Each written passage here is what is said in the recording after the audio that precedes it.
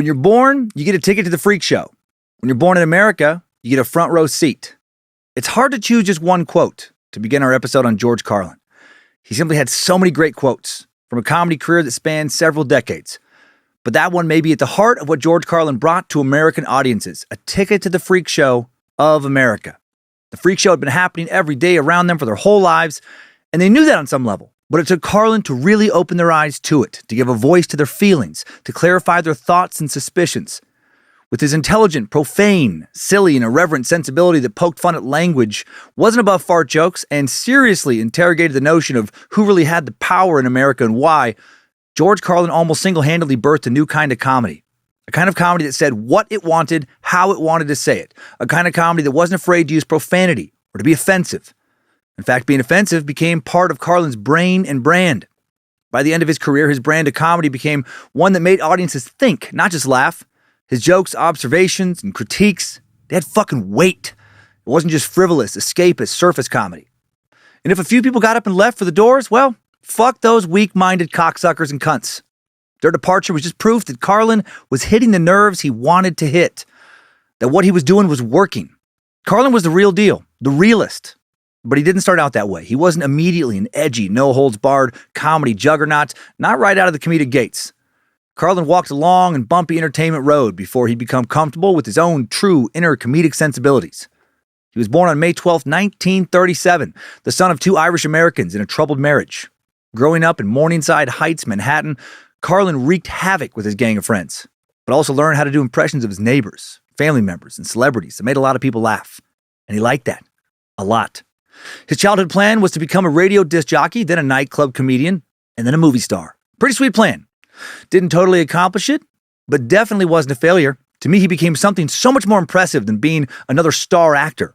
We got a lot of those. We only have one Carlin. During a stint in the Air Force, George began working in the late 1950s as a DJ, and soon he would transition into a low-key stand-up comedian known for such whimsical routines as the Wonderful Wino and the Hippy-Dippy Weatherman. But before he went solo, it was his partnership with Jack Burns, another radio announcer, that would get him out of the nightclub circuit. After achieving some success, after some struggle, the young husband and father discovered that he didn't like the tuxedos and mild-mannered sensibilities of his patrons, looking for clean, safe comedy. Didn't like it at all. He found himself entertaining people he'd never want to actually hang out with. Think back to a lot of the gigs I did early on in my own comedy career. Holy shit, can I relate? Carlin wanted to do something more than just be a city-to-city peddling harmless joke salesman. He wanted to do something cutting edge, something that felt true to his artistic voice, something that would make people pay attention, think about what he was saying in a much different way than people hearing, take my wife, please, type one-liners and benign social observations. Beginning in the 1970s, following the lead of his friend and mentor, Lenny Bruce, Carlin transformed himself into a provocative and incisive anti-establishment comic icon, wearing a t-shirt and jeans, long beard, ponytail, rattling off a list of obscenities and his now infamous 7 words you can never say on television routine. That routine would get him in some real hot water. He'd be arrested 7 times for performing it, and in 1973, the New York City radio station WBAI-FM triggered a lawsuit by the FCC after it aired a recorded version of a Carlin routine called Filthy Words. This landmark Carlin case was finally settled in 1978 by the Supreme Court. In a 5-4 ruling, it gave the FCC the ability to censor offensive content in radio and TV broadcasts. And Carlin did not let that stop him. He continued performing, he continued reinventing himself, hiring new management teams when his image got old, reinventing himself again and again, writing material that would speak to new audiences and to new issues of the day. His efforts would get him 14 HBO specials, millions of fans, massive respect from his peers and future generations of comics, and now he's considered one of the most influential comedians ever. He is certainly my number one. No one holds a candle to Carlin in my book of the best to ever do it. No one's even close.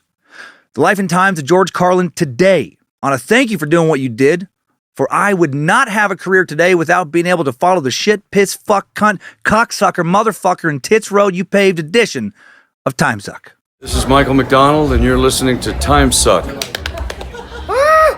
You're listening to Timesuck.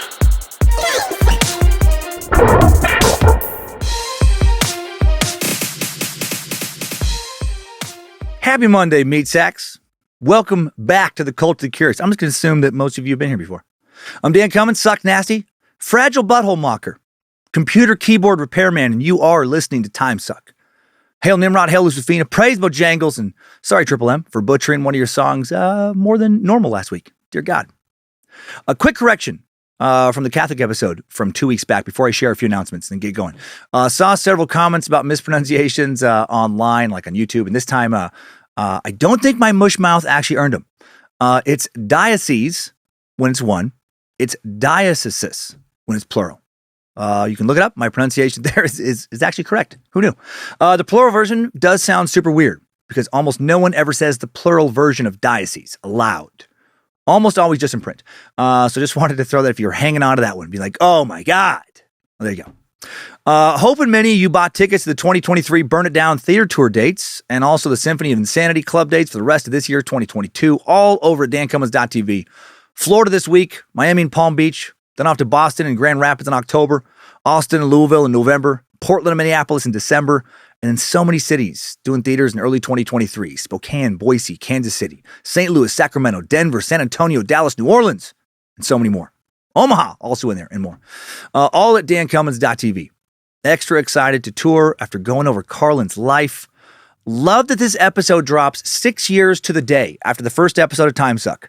6 years of the suck every Monday with a smattering of bonus episodes thrown in those early years. First episode came out about the lizard people September 19th, 2016. Holy shit.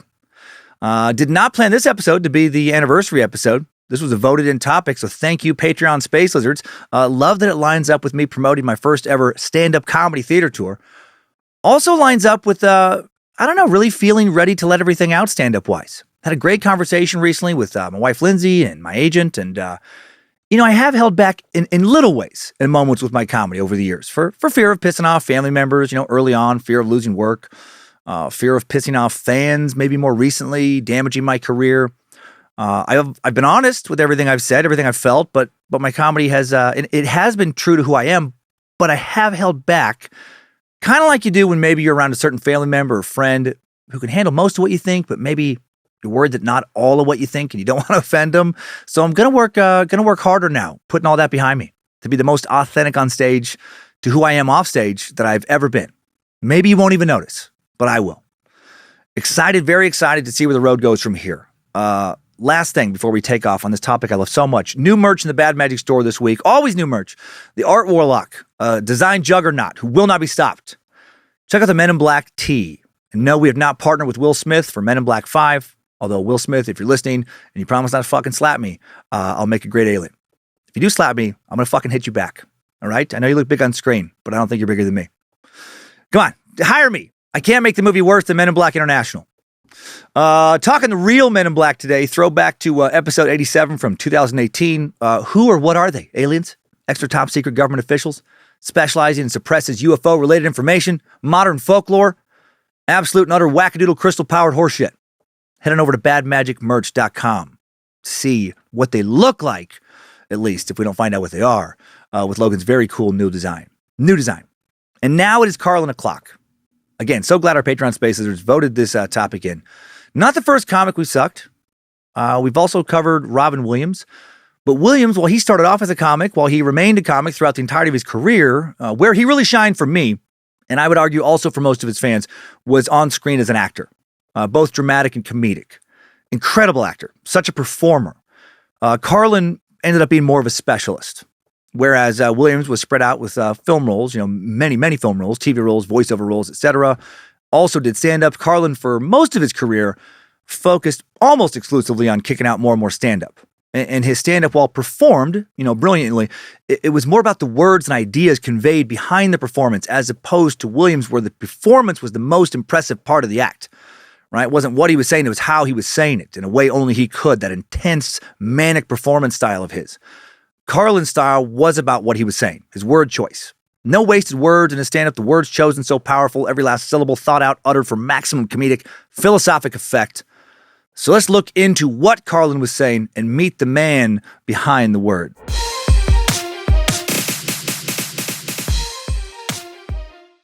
Before our timeline today, where we will really get to know this modern philosopher, first an overview of why we're talking about him. Also meet his primary influence, Bruce Lee. Carlin was a huge fan of martial arts and a second-degree black belt before he died in Jeet Kune Do.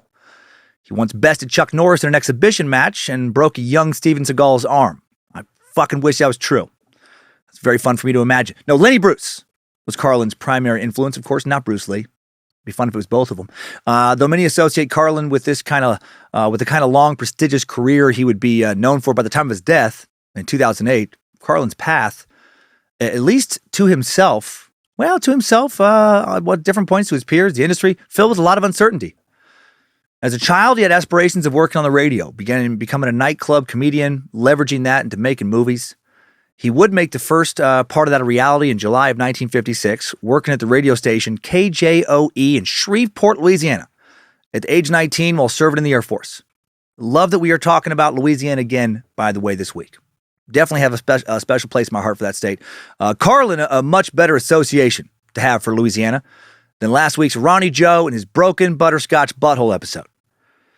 Check out this early clip of Carlin hosting his AM 1460 radio program in Shreveport in 1957. He is just 20 years old at the time of this broadcast. He's never done stand-up yet. Can't have any fucking idea of who he is going to metamorphose into later on.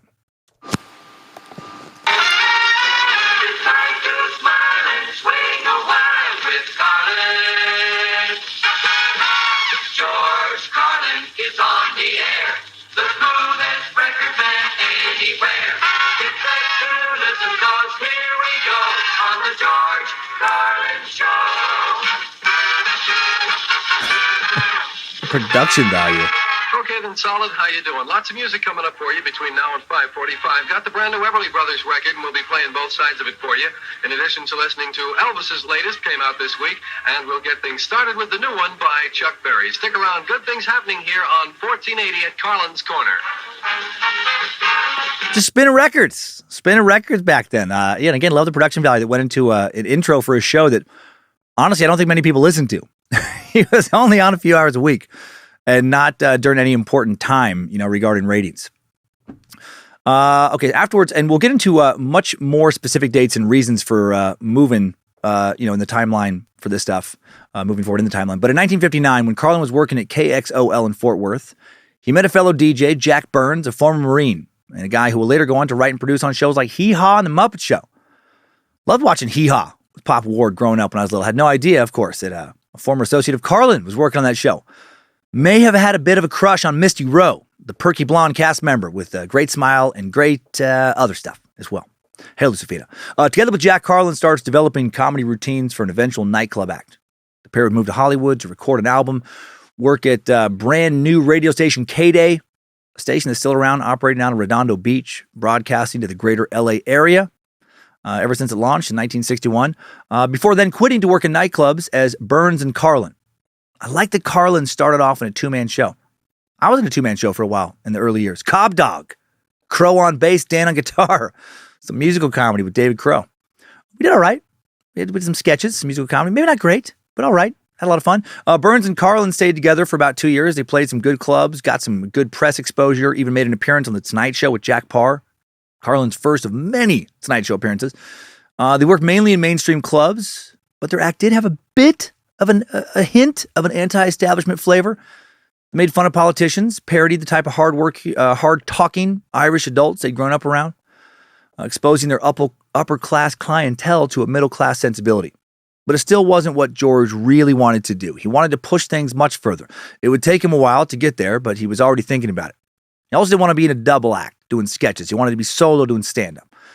After splitting with Burns in 1962, he had to start over, in a sense. He didn't experience much success at first, wasn't continuing to get TV exposure. He'd taken a risk, looked like it was not going to pay off for a little while. In 1963, he branched out into folk clubs, coffee houses, where audiences were more progressive, where he could develop a balance of different material types he felt capable of performing. He balanced mainstream material that frankly got him work with the more outspoken, irreverent routines that were closer to his heart and more popular with the coffee house, beatnik crowd. During this time, he'd perform frequently at the Cafe A Go-Go in Greenwich Village, Manhattan, spending time with the likes of Lenny Bruce and Richard Pryor, luminaries. By performing live in smaller counterculture venues, George found himself in a sort of comedic laboratory. A laboratory where he could experiment with new things and really work out what was funny. Some of his most famous early bits would be born there. The Indian Sergeant, the Wonderful Wino, the Hippy-Dippy Weatherman, all perfected around this time. In 1965, Carlin's bet on himself began to really pay off. He began to get extensive TV exposure. 58 appearances in 1965 and 66 alone, mostly on Merv Griffin and Mike Douglas. Very popular shows. Network spots during that period included The Hollywood Place, Jimmy Dean, Roger Miller, Carlin's first few Tonight Show appearances, his first few solo ones. In his total career, he'd appear on 130 Tonight Show episodes. Most of those would come later. He'd be a regular on various shows and then try and transition to actual acting in 1967, but found that he didn't really like it. With this new wrinkle in his childhood plan, it was supposed to be radio DJ to comedian to actor. George now didn't know what was next. Though he made 80 TV appearances between 1967 and 1980, he didn't really like the heavily censored, somewhat mechanical environment of TV production. So many sponsor considerations, network censorship, and production limitations. And the waiting around, the aimless banter, it bothered him, it bored him. He really just wanted to be himself. Not just a heavily sanitized version of himself that would appeal to middle America's sensitive sensibilities. During this time, he headlined in all the major nightclubs across the U.S., including the Frontier Hotel in Las Vegas, where he ended up earning a 3-year contract, an association that later proved significant in an unexpected way when he lost that contract. He became popular, started making great money, but his material from around this time had become pretty bland and safe, at least he felt it had. The more rebellious, anti-establishment tone of some of his earlier routines had disappeared from the coffee houses. Increasingly, he felt bored and dissatisfied with his material, but he was making good money. He was maybe worried he was going to lose it, so he started playing it more and more safe. He chose to stay away from certain subject matter. By 1970, his self-imposed restrictions no longer applied, though. His acting and career put on hold. The country was changing. The people who had inhabited the folk clubs and coffee houses in the early 60s were now the counterculture, a large, ready-made audience that shared many of Carlin's out-of-step attitudes and opinions with mainstream America. He can now take more risks and actually, maybe get some commercial appeal doing so. Felt like the time was right to stop holding back. Carlin began to drift into the counterculture's direction. He began to become the person he'd long wanted to publicly be. With his new, much more irreverent tone came a change in appearance. Gone were the tuxedos he performed in nightclubs. Now he sported blue jeans and a beard. Fuck yeah, bro. Get it, George. Yeah. This new, much more authentic George Carlin didn't sit well with his middle-class audiences, nor with the nightclub owners who were paying him every week, though. A series of incidents with audiences and owners that year culminated in his being fired from the Frontier Hotel in September for saying shit. What shit did he say? Literally just the word shit. Nothing more. I'd like to travel back in time and find those audiences that were so offended by shit that they complained or walked out, tie to chairs and make them listen to the Albert Fish episode. Peanut butter. That's how they do it in Hollywood. Or actually just about any episode of Timesuck. Maybe one with Captain Whiskerhorn, owner-proprietor of Captain Whiskerhorn's Pony Play Emporium, tack shop, and saddlery, talking about having a sale on butt plugs, whips, stud chains, and shit. Hi-oh, sarsaparilla, away! Rather than beg for his contract back and promise to ease up on the filth language, Carlin doubled down on the counterculture. He went back to smaller clubs, took a huge pay cut to do so, introduced them to a new, more authentic persona. The eventual results of this would be FM and AM, an album that would win him a granny. He was given a grandma. He was given someone's grandma. They were like, fucking great job with that album. Take her. Take Edith. She's yours. No, he won a Grammy. AM was one side of the record, which paid homage to his old routines and associated itself with the more conservative AM radio. FM, on the other side, was his counterculture leanings, the side that didn't agree with the establishment. Seen as very cool, artistic, new kind of album. It was the first of 4 successive gold albums that Carlin recorded for Little David Records during the first half of the 70s. During that time, his new material would lead to him being arrested on obscenity charges, spurring a whole Supreme Court case. This case would be one of the things that would make freedom of speech, freedom to say something, even if it offended people, so motherfucking important to George Carlin. And something so important to so many people, so many comics in particular, ever since, including myself. Obscenity charges in the 50s and 60s were a big deal. No one would exemplify that more than Carlin's mentor, his chief role model in the comedy world, Lenny Bruce. Lenny Bruce, the son of a shoe clerk and dancer, Long Island-born Leonard Schneider, took the stage name Lenny Bruce to sound less Jewish. Turned entertainment following a teenage stint in the U.S. Navy during World War II. Made his first appearance as an MC at a Brooklyn nightclub shortly after he came back from the service. And Bruce's early work, like Carlin's early work, was traditional, focusing on inoffensive material like celebrity parodies and impressions, earned him bookings on a variety of radio programs. But Bruce, like Carlin later, grew dissatisfied with this material, that while it got laughs, it wasn't saying anything. It wasn't addressing any real problems that upset and interested him in his personal life. A fan of Beat Generation artists and writers and a music devotee, he was deeply influenced by the free-flowing improvisational nature of jazz, which he thought he could adapt for his stage performances, along with his own dark, satirical view of then taboo topics like politics, religion, race, sex, and drugs. Standard fare today. After marrying and moving to California, Bruce began workshopping his new act, gaining both ardent fans and hateful detractors. A lot of silly, oversensitive cocksuckers were shocked not only by his foul language, but by his subject matter. Gosh dang, what did he just say? Oh my heck! This stranger's powerful words have hurt my precious heart. As his career progressed, no topic or person will be spared, as he railed against the perceived hypocrisy of establishment figures and launched scathing criticisms of religious, social, and political leaders. He'd even make fun of first ladies like Eleanor Roosevelt or Jacqueline Kennedy, leading the mainstream media to brand him as a sick comic. What a sick man! Mocking our first ladies. How dare anyone insult our royalty? He also insulted various presidents. How dare anyone mock our rightful lords here in the U.S.? By the mid-1950s, Bruce was performing across the country, had released a series of comedy albums, but he wasn't drawing much of a crowd. His increasing notoriety and refusal to conform resulted in his being blacklisted from many popular TV shows due to fears that his provocative act would offend middle America. How dare any American adults have to hear words or concepts that might upset them? The easily offended, currently deemed the woke crowd. They've always been around. I'm sure they always will. What a sad way to spend your time on this ride we call life, bouncing from moment to moment of needless, easily avoidable outrage. Someone punches you in the face, yeah, get upset. Someone says cunt in a nightclub, fucking chill out, Karen. Why, never! Oh my! And then to demand that someone not be booked again because he said a word you don't like in a nightclub or be sent to jail? Doing that makes you a cunt. Not wanting anyone to hear the words that upset you, as opposed to just no longer supporting the act, saying those things by just not buying their albums or a ticket to their show or listening to their podcast. Despite getting blacklisted, Bruce continued to make a name for himself, and in February of 1961, he played a landmark gig at New York's Carnegie Hall. Many historians consider that to be the apex of his career. This extra exposure felt great in the moment, but made him more of a target to some than ever. His controversial act and lifestyle had caught the eyes of too many law enforcement agencies across the country, and he would be arrested on drug charges in Philadelphia, obscenity charges in San Francisco in late 1961. He was acquitted there. 1962 drug charge in Los Angeles also dropped, but then in 1963 was convicted of obscenity in Chicago after being arrested on stage. He'd be arrested so many times on stage, in increasing ill health due largely to his looming legal troubles and to a worsening drug addiction. Bruce decided to return to New York, where powerful forces, unbeknownst to him, were coalescing against him. Manhattan District Attorney Frank Hogan, working in conjunction with local church officials, including Archbishop and Cardinal Francis Spellman, began their own investigation of Bruce.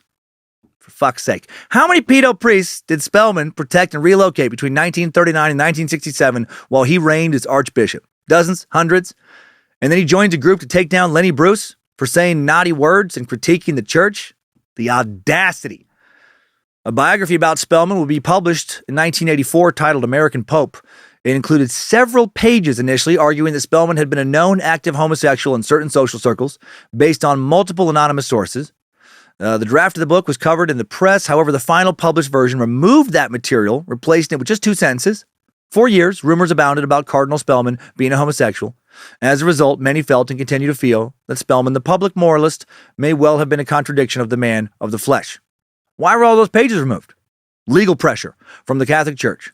Same church that Carlin would feel pressured to Carlin felt pressured to silence him as well. Journalist Michelangelo Signorile describes Spellman as one of the most notorious, powerful, and sexually voracious homosexuals in the American Catholic Church's history. Signorile reported that Cooney's manuscript initially contained interviews with several people with personal, intimate knowledge of Spellman's homosexuality. Additionally, Kurt Gentry, biographer of J. Edgar Hoover, said that Hoover's FBI files had numerous allegations that Spellman was a very active homosexual. Do I care that that guy was gay? Nope, I sure don't. Do I care that that guy was very likely actively but privately gay, but then publicly condemned homosexuality and tried to destroy free speech advocates like Lenny Bruce? Oh yeah, I care very much. Fuck that traitor's coward. He didn't have to stay with the church that denied his own sexuality. He could have lived an authentic life like Lenny Bruce was brave enough to do. Instead, that fucking coward helped bring Bruce down. Maybe what really bothered him was that Bruce was doing what he was too spineless and weak to do himself, and he didn't like the reflection that Bruce mirrored back on him. Back to Bruce now, when he was booked at the popular Greenwich Village nightclub Cafe A Go-Go in spring of 1964, where George Carlin would later also play, undercover detectives recorded secretly 2 of his shows, which they then presented to a grand jury to obtain an obscenity indictment. This is a place where people had to pay to listen. In early April, Bruce was arrested, charged with violating New York Penal Code 1140, borrowing obscene material that could aid in the, quote, corruption of morals of youth and others. Faced a maximum punishment of 3 years in prison. Outrageous. This is going on while U.S. soldiers are already literally dying over in Vietnam fighting for freedom. Brave young men fighting apart to extend the ideals of the U.S. Constitution, which is supposed to provide free fucking speech. Literally in the very First Amendment. Are there limits in that amendment? Yeah, common sense ones. The government may generally restrict the time, place, or manner of speech. If Lenny stormed into a daycare uninvited, started saying shit to the kids that their parents didn't want him to hear, how you little cunt, dirty diapered cocksuckers enjoying snacks. Okay, fair, that's fucked up. Get the man a ticket, write him up. But he was at a nightclub, again, where people paid to listen to him. Grown-ups paid. A private business where everyone there knew what they were getting into. If you can't say shit there, where outside of your own home can you say it? Nowhere. And if you make saying it in a nightclub illegal, well, what's next? You're home. That's the last refuge. Are we America at that point, or the Soviet Union, North Korea? To me, one way to honor the sacrifices the brave veterans have made is to be as free as fucking possible. I have guns, drugs, and I say all kinds of shit. Thankful I live in a nation where the police can't censor me or kick down my door without a warrant, even though I said what I just said here, and take whatever shit I happen to possess. Maybe I'm joking. Maybe I'm not, though. If America ever becomes as anti-freedom again as it was during the early 60s, I honestly hope a revolution brings us to our fucking knees so something better can rise up. Hail Nimrod and fuck censorship. Fuck those assholes who came after Bruce. Bet those Gestapo shitheads consider themselves real flag-waving patriots when they did so. Not only was Bruce arrested, but the club's 2 owners also arrested, merely for allowing Filthmeister Bruce to perform that material. So how naughty was this material? Well, here are some of the bits that got him in trouble. His act included 2 bits about first ladies. Mentioned he talked about them. Bruce declared that Eleanor Roosevelt, quote, Eleanor Roosevelt has the nicest tits of any lady in office. Come on, how's that offensive? Crude. Okay, but offensive? Do any of you tit-possessing meat sacks out there not want to have nice tits? Anyone pissed off that they have fantastic tits? Moping around, wishing you had saggy old windsock titties, always staring to the floor like their self-esteem is too low to ever look anyone in the eye? I don't think that anyone is dying to have sad titties. What Bruce said, wasn't it really kind of a compliment? Commenting on captions relating to photos of Jacqueline Kennedy crawling on the trunk of the convertible in Dallas after her husband, President JFK, had been shot, which suggested she was trying to get help, Bruce called the captions bullshit. In Bruce's opinion, Mrs. Kennedy, quote, hauled ass to save her ass. Just what anyone would do under those circumstances. Again, is that really offensive? Insensitive, sure, but offensive? Yeah, the word offensive is subjective. But this is the kind of shit said in a nightclub that would land you in jail? In America? How dare Bruce suggest that Jackie react like a normal human? In another bit called Red Hot Enema, Bruce argued that the prospect of putting a funnel up his ass containing hot lead would cause Gary Powers, a CIA spy pilot who had recently been captured from his downed U-2 plane by the Soviets, to quickly lose his bravado and basically spill U.S. secrets. Yeah, I imagine it would burn the bravado out of literally anyone. In a bit called Pissed in the Sink, Bruce told the tale of a man with a bad leg, trying to avoid a trek down the hall to the bathroom. He gets caught urinating in the sink by his roommate, who suggests he uses the ledge instead. He does so only to find himself the focus of a crowd of anxious onlookers and firemen who believe he's ready to commit suicide. That one just sounds funny to me. It's a great premise. To me, absurd and hilarious, not offensive. The most outrageous of the bits that night to the court, to the officers, was guys are carnal, in which Bruce suggested that men are oversexed creatures willing to have a one-night stand with just about anything that moves, including a chicken. Another solid premise. I've said so much worse, so many times. The closer of my latest special was a 10-ish minute piece about fucking a banana peel. Finally, he also told a bit titled, To is a preposition, come is a verb. It ends with him saying, quote, now if anyone in this room or the world finds those two words decadent, obscene, immoral, amoral, asexual, the words to come really make you feel uncomfortable. If you think I'm rank for saying it to you, you the beholder think it's rank for listening to it, you probably can't come. And then you're of no use because that's the purpose of life, to recreate it. Well said, Lenny. Now, if that's not your cup of tea, fine. But is it so horrible? The government needs to intervene and arrest this man. So we can't keep saying this shit. How outrageous, right? How un-American. At least what I consider to be American at its best, free speech being one of the cornerstones of being American to me. Dozens of notable artists signed a petition denouncing Bruce's arrest, including actors Paul Newman, Elizabeth Taylor, Richard Burton, writers Susan Sontag, Norman Mailer, and James Baldwin, singer Bob Dylan, and a bunch of other fellow comics, including Woody Allen. Not a big Woody Allen fan, but I'm glad he stepped in there. It read in part, whether we regard Bruce as a moral spokesman or simply as an entertainer, we believe he should be allowed to perform free from censorship or harassment. Simply put, and 100% correct. Bruce hired a team of prominent First Amendment attorneys, including Ephraim London, who would later argue a number of other free speech cases before the U.S. Supreme Court. When Bruce's trial began that July, the jam-packed courtroom listened as the prosecution laid out his case, including audio recordings of Bruce's performances and reenactments of his routines by undercover cops, including what prosecutors alleged was an act of simulated onstage masturbation. Egad! Not a simulated jerk sesh. How dare Lenny reenact what 99.9% of men without sexual disabilities have done thousands of times in their lives? Bet every dude in that courtroom was 100% intimately familiar with jerking off. The hypocrisy, right? The irrationality of uptight moralists never just fails to irritate me. What is big deal with jerk? Maybe I have had jerk more, I kill less. I will be no execute and could still be jerking soft geriatric shame cock today. Thank you for weighing in, Chikatilo. It's a very astute observation. Bruce responded by critiquing their poor performance of his work in the courtroom. That's funny. It's all in the delivery. His team called a number of witnesses, including literary critics and psychologists, aimed at proving that while Bruce's material may have been offensive, it was not sexually provocative enough to warrant a conviction under the wording of the New York state statutes. One of the most prominent witnesses was Dorothy Kilgallen, conservative New York newspaper columnist whose social position and political beliefs Bruce's team had hoped would counterbalance his anti-establishment notoriety. It took 3 months for the 3-judge panel to issue its verdict. In November of 1964, Bruce, who had already fired his attorneys now, was convicted, as was one of the club owners, Howard Solomon. Solomon's sentence would be later overturned. Bruce's would not be. At a hearing a month later, Bruce launched into an hour-long defense, but was sentenced to 4 months in a workhouse anyway. Dangerous to speak your mind back then, even in a private nightclub setting. Bruce remained out on bail pending an appeal, but was virtually unemployable now. What few dates he did book could barely cover his drug habit or legal bills, which continued to pile up as an embittered Bruce filed a series of unsuccessful civil suits against his opponents. On August 3rd, 1966, Bruce, still waiting on a trial to appeal his obscenity conviction, was found dead of a morphine overdose at his LA home, just 40 years old. Many felt that the conviction, the fear of being arrested again just for doing his act the way he wanted to do it, is what sent him into a downward spiral with drugs.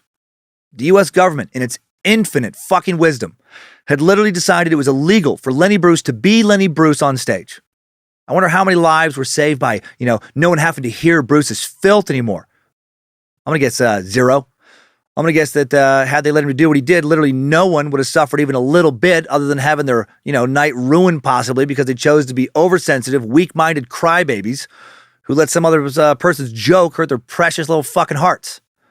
Bruce's struggles and his destruction did not go unnoticed by young George Carlin, who was his friend, a good friend at the time, just 29 years old, still years away from embracing his role as a sort of counterculture jester / holder of Bruce's social critiquing flame. Not even a decade after Bruce's death, Carlin would later see his own obscenity case go all the way to the Supreme Court. And in 1973, the U.S. Supreme Court reversed years of earlier precedent in the landmark case Miller versus California, which broadened First Amendment protection for material like Bruce's based on an argument of the material's underlying literary, artistic, and social value. Fucking insane that we needed the Supreme Court to rule that free speech needs to be free in 1973, almost 200 years after the First Amendment was adopted in 1791. Just a couple years later, Carlin was stuck again, not by the government this time, but by himself. In the mid-70s, he was dealing with a crippling cocaine addiction, health problems, his wife Brenda's severe alcoholism, a more and more distant relationship with his own daughter, and no clue how to fix any of this. He was also struggling creatively. He had become a parody of the man that rose to counterculture fame in the early 70s. Other comedians had started to make fun of him, write him off as an old hippie, overly fixated with the usage of certain words, drugs, other shit that they didn't care about, thought was passé now. And that really pissed Carlin off. He cut way back on the coke. Eventually, he would quit entirely. His wife stopped drinking. He became a better husband, better father. Creatively, he chose to do everything in his power to show how talented he still was to the world, and he took a fuck 'em all attitude. I like it. He hired a new management team, began to do specials on a new network with a similar ideology to his own, home box office, HBO. HBO didn't launch until the end of 1972. In total, Carlin would go on to have 14 HBO specials, including the highly regarded Carlin at Carnegie, taped at New York's Carnegie Hall in 1982, the groundbreaking Jammin' in New York, broadcast live in 1992 from the Paramount Theater at Madison Square Garden. To date, George Carlin's 14 HBO specials have garnered 3 Emmy nominations, 6 Cable Ace Awards, and Carlin picked up 2 additional Emmy nominations in the early 90s, playing the part of Mr. Conductor in 45 episodes of the critically acclaimed PBS Kids show, Shining Time Station. That's very funny to me. And he wouldn't stop there. 1997, Carlin ventured into a new field as Hyperion published his first book, Brain Droppings, a collection of original routines, one-liners, commentaries, and essays. I have that book around the house somewhere. In hardcover and paperback, the book spent a total of 40 weeks on the New York Times bestseller list, has sold nearly 900,000 copies. The book on tape version, read by Carlin himself, won the 2001 Grammy in Best Spoken Comedy category. A second book, Napalm and Silly Putty, I have that book too, written in the same style as the first, published in April of 2001. Likewise, a huge success, reached the #1 spot on the New York Times bestseller list in its second week. The paperback edition, published a year later, has done equally well, and together both formats have now sold over 600,000 copies. Once again, the audiobook CD version garnered another Grammy. 4th overall for Carlin. Third book will be published in the fall of 2004, including more of Carlin's trademark observations of the English language, one of his biggest comedic strengths. Total sales of his books would number just over 2 million copies.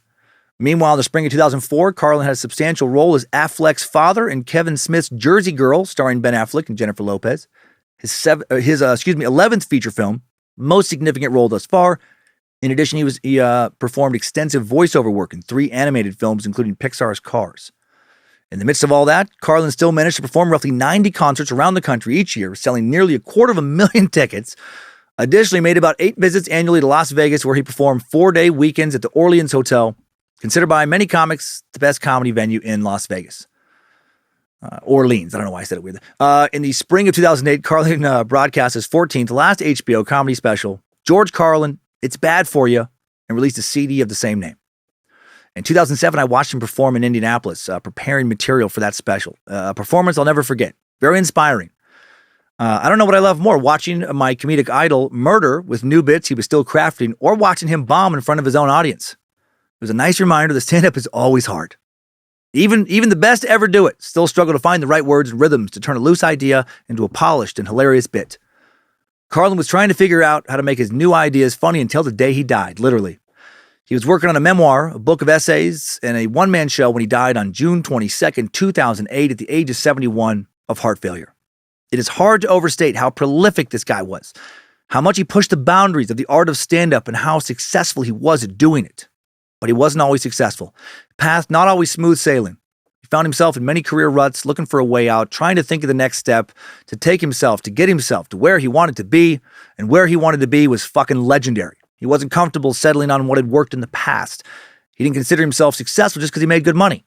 He never wanted to play it safe. He wanted to be his true, authentic self on stage and have enough people love him for him to be able to have a career in comedy as someone not afraid to share the unbridled truth, never afraid to hold a mirror up to the country he both loved and hated. A mirror that reflected back all of the cultural sickness so many of us are still so fucking afraid to acknowledge. He wouldn't settle. He kept working on his craft, still honing it in his 70s. Fuck, that makes my comedy dick so hard. I cannot express with words how much I appreciate what Carlin did for comedy, how much it means to me. So let's really get to know him now. Let's discover how he did this, how a young boy from Manhattan became one of comedy's most enduring stars. Let's jump into today's Timesuck timeline. After, of course, our sponsor break, even George Carlin did commercials, by the way.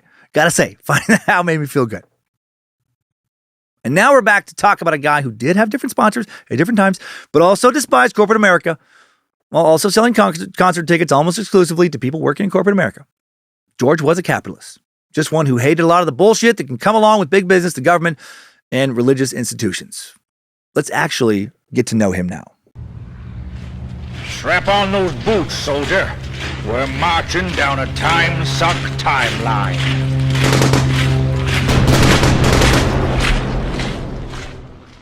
George Carlin would be born May 12, 1937 in Manhattan. Just 5 years after my grandpa, Papa Ward. Holy shit, that blows my mind. 3 years before my grandma Betty. I can't imagine my grandma ever getting as a reference as George Carlin. My grandpa certainly never did, I don't think. But if he could have got past his disdain for profanity, I think he would have loved Carlin's messages. George was the son of Mary Carlin, a secretary, and Patrick John Carlin, an advertising manager for the newspaper The Sun. Mary was the first of 6 children, and though she'd been sickly as a child, her parents would give her a glass of Guinness every night to make her strong. Evidently it worked. Or she got better despite them doing that. Probably the latter thing. Might have made her a little crazy, too. Or maybe being raised by parents who gave their babies a glass of stout beer every day when the age was still in the single digits did that. 10 years old, she sent a box of horse shit to a girl who didn't invite her to a birthday party. Literal horse shit. She was tough and vivacious. She liked to dance, play piano. Outside of some marital abuse, she did eventually run away from. She didn't take shit from anyone. She was tough. She also liked to read, mostly classic literature, would attend Broadway shows. Carlin would later say that his attraction to low culture, comedy, TV, radio, would be an attempt at rebellion away from what his mother liked. By the mid-30s, his father, Patrick, was a successful businessman, national advertising manager, well-respected guy who'd even won the National Public Speaking Contest held by the Dale Carnegie Institute in 1935. With his speaking engagements, he could bring in $1,000 a week. Clearly, Carlin may have had some genetic help when it came to being a gifted orator. Patrick's best speech was The Power of Mental Demand, which got his title from a book written in 1913 by Herbert Edward Law. He would shout at the listeners to put it to work, a performance that many described as electric. He called his wife Mary Pepper because of her spunky personality, and she called him Ever Ready because of his voracious sex drive. Apparently, quite a few times, she would hear him call from another room saying, "Mary, is this yours?" And then when she would go in, she would find him standing nude, holding his hard dick with ice tongs. God, that's really funny to me. Looks like Carlin may have had a genetic predisposition towards having an absurd and vulgar sense of humor. I need to remember to try that with Lindsay. Hail, Josephina. I'm not sure it would lead towards actual sex. It might. I think it would definitely get a good laugh. She could also probably call me Ever Ready. God, I love sex. If we didn't have work or responsibilities, about 3 times a day sounds delightful. Never gets old. Thank you, Nimrod, for allowing my dick to still work. I enjoy it very much. Don't take it from me. I don't care how many books I don't write or extra hours of comedy I don't create because of it. It is the best waste of time ever. George Carlin would become Mary and Patrick Permaboner's second son. His older brother, Patrick Jr., had been born 6 years earlier in 1931. Patrick will never list the junior designation to his name, guessing he shied away from that label because he hated his dad. He certainly did hate his dad based on interviews of Patrick I watched in the fantastic 2-part docuseries on Carlin, George Carlin's American Dream. Patrick would say in the doc that his mom told him that the sex was great in her marriage to his father, but that everything else was terrible. Mary would only have 2 kids. In his biography, Last Words, published in 2009, Carlin would begin his story a little earlier, in August of 1936, when he was conceived in a damp, sand-flecked room of Curly's Hotel in Rockaway Beach, New York. Carlin's birth was unlikely from the very start. For one, his mom was 40, his dad was 48, and this wasn't a time when women had kids in their 40s nearly as often as they do today. And just prior to his conception, the two had been separated for more than a year. Separations weren't abnormal in their 6-year-long marriage. They'd get together, break up, wash, rinse, repeat, which was a result of Patrick's struggles with alcoholism and his drunken, sometimes violent rages. Mary was Patrick's second wife. His first had died of a heart attack not long after one of his beatings, as in he probably killed her. Despite this, Mary was convinced that her hot-blooded man would not hurt her because she had 4 brothers and her dad was a police officer. At least she was convinced of that for a while. Mary would tell George later that Patrick hit her only once, George's brother, Patrick Jr., though, wouldn't be able to say the same. From the time he was 2, Patrick Sr. regularly beat Patrick Jr. with a hard-heeled leather bedroom slipper. Another reason that George's birth was unlikely was that his mom had had several abortions between his brother's birth and his own. She'd visit a man known as Dr. Sunshine in Gramercy Square, and undergo a procedure known as a DNC, right, dilation and curettage, several times. She contemplated undergoing that same procedure with the embryo that would become George Carlin, which is so funny to me. The man who later wrote so many fantastic abortion jokes nearly aborted himself. Obviously, with George, Mary had second thoughts, had them just barely in time. She would say later that she saw the face of her deceased mother in a painting on the waiting room wall of the abortion clinic. As a lifelong Catholic, she took that as a sign that her mom was expressing disapproval. Mary left the office quickly. Wow, that is some irony. The religion that Carlin would so despise, also the one that allowed him to live. In October of 1936, shortly after Mary would have had the procedure, she and Patrick decided to try and make their marriage work again. They moved into an apartment at 155th and Riverside, Manhattan, May 1937. She was taking a walk along the new George Washington Bridge when she felt the beginnings of labor pains. May 12th, George would be delivered by Dr. James A. Harrar, same doctor who once delivered the Lindbergh baby. Topic of the Lindbergh baby kidnapping, one we've been sitting on for a while here. Preliminary research done over a year ago. I would have recorded it already, but I just want to wait a few more years just to make sure that baby doesn't still turn up. JK. About the waiting nonsense. Too soon? No, we'll do that topic at some point. Sad story. Also very interesting. Young baby George weighed 9 pounds and lived to projectile vomit, according to his mom, for the first 4 weeks of his life. After he figured out how to keep food down, his parents brought him back to the apartment on 155th Street, which had expensive new furniture, a sunken living room, and a dramatic view of the Hudson River. A maid, Amanda, would serve as George's protector from both his parents, from his father's drunken rages and his mom's cutting remarks that often egged on the fights. After escalating fights that led to her truly worrying about the physical safety of herself and her kids, especially Patrick, Mary decided that she was leaving Patrick Sr., once and for all. And while he was trying to knock down his own door in a rage, she took her kids, fled out the window, down the fire escape after calling her brother Tom, who drove over, was waiting to pick him up at the bottom by the time they made it down, went to go live with her father, Dennis Beery, ex-police officer, who lived at the corner of 111th Street in Amsterdam, spent his free time copying out Shakespeare by hand for fun. Interesting family. 3 days after they arrived there, Mary, George, and Patrick Jr., now brother Tom, drove the family to South Fallsburg in the Catskills to stay with friends and hide from Patrick Sr. They lived there for 2 months, beginning when George was just 8 weeks old. Dennis Beery would die of a stroke during that time, and George would always wish he'd been able to get to know his grandfather better. After her father died, Mary continued to live from place to place, hiding from Patrick Sr. from what one source said was about 2 years. Court awarded a legal separation of Mary and Patrick before those 2 years, December of 1937. Mary would have filed for divorce, but according to George, the Catholic Church made that very difficult for anyone wanting to remain Catholic to get, even if they lived in fear of their life, from their estranged partner. Catholic Church has continued to take a beating in these past several episodes. Patrick fought the proceedings, saying that he was a loving father, a good husband.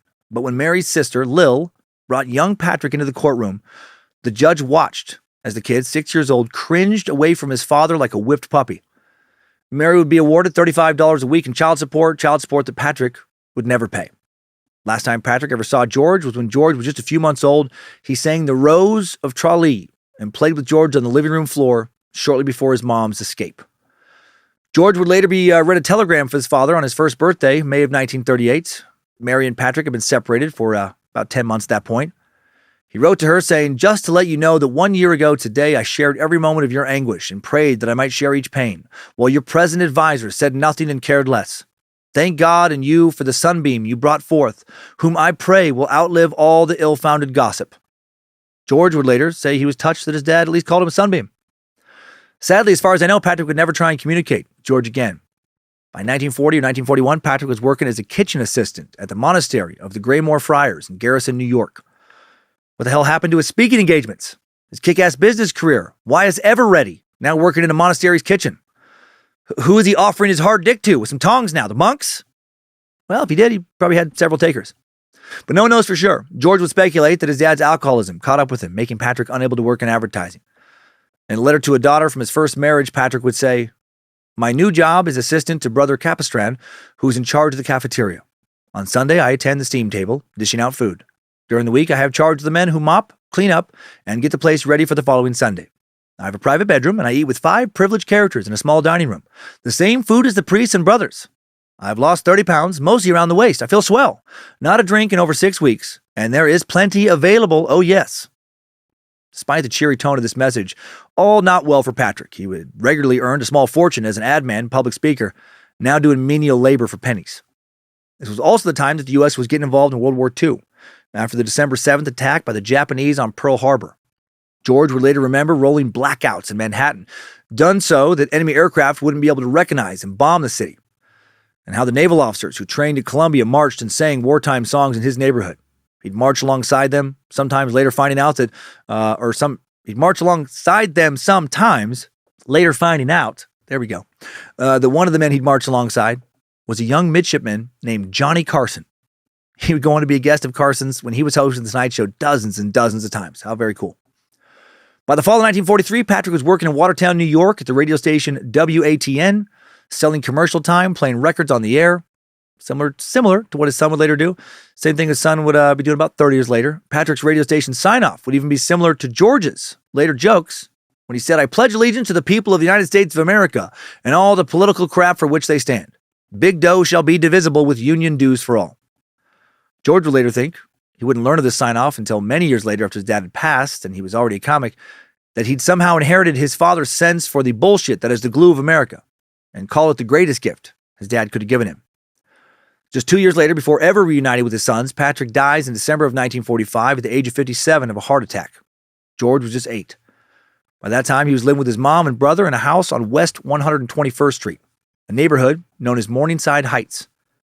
The Carlins were living in one of the biggest racial, cultural, and socioeconomic melting pots in New York, a city that itself one of the biggest melting pots in the world. George would grow up influenced by many of the city's nearby premier cultural and educational institutions like Columbia University, just a few blocks away, as was Barnard University, the Union Theological Seminary, Riverside Church also nearby. Young George could step out his front door, look down the street, see a 28-story Gothic cathedral, the Jewish Theological Seminary, the Juilliard School of Music also nearby. Just to the north, several neighborhoods that Mary urged her sons, pleaded with them to stay out of, lower-class areas where recent Irish and other immigrants lived. I'm sure they had family there. Carlin himself, Irish, both mom and dad were. And his mom wanted to keep her boys away from, their family's roots in an area with reputations for lawlessness and drunkenness. Carlin would call that area White Harlem. Tougher, more crowded than the streets around Columbia, full of old buildings with no elevators, populated by working-class families. Before he'd explore the streets of White Harlem, he'd spend many days listening to the old Philco radio in the living room. He'd listen to quiz shows, soap operas, newscasts, interviews, plays, comedy. This was back when radio was the shit. Whatever he could get his ears on. He would have loved, I think, the cult of the curious. Or at least the concept. Who knows as far as the execution. Carlin valued curiosity very much, remained intellectually curious his entire life. Before he entered school himself, his older brother Patrick was away at boarding school, the Mount St. Michael School run by the Marist brothers. George's company became the radio. All the different accents, opinions, perspectives that came through it. In the years that followed, Mary would try as hard as she could to give her sons the upwardly mobile life she wanted for herself, the one she had a brief taste of when she was married to Patrick. She desperately didn't want to be seen in terms of the many negative stereotypes associated with the Irish in New York at that time. Lazy, drunk, rowdy. So she dressed her kids in the clothes that fashionable, rich, upper middle-class kids, and their parents wore, had their hair cut at the fashionable salons even when money was tight.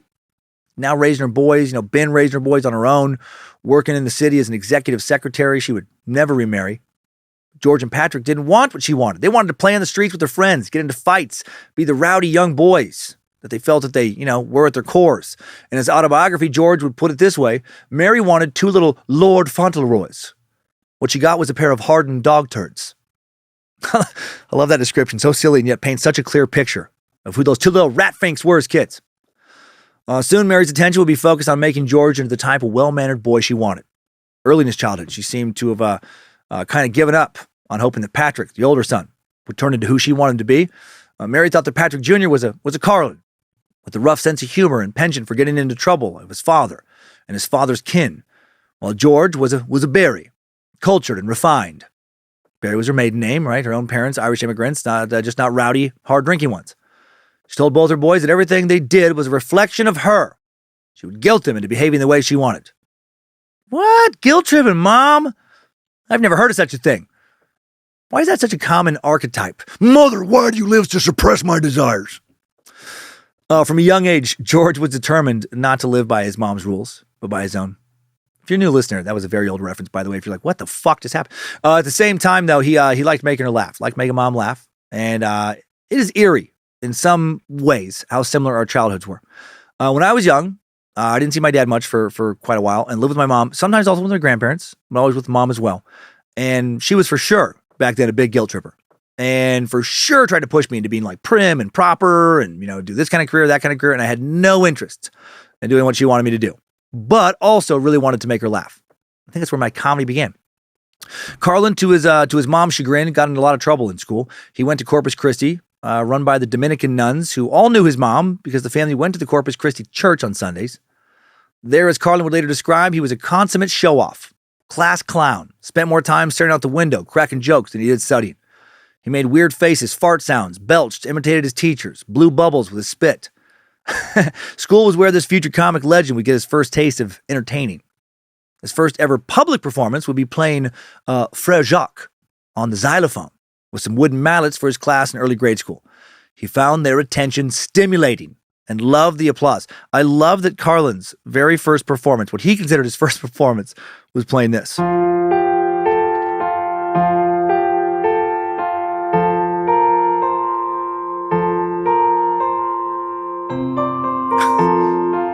Super edgy comic started off so innocent and wholesome, like we all did.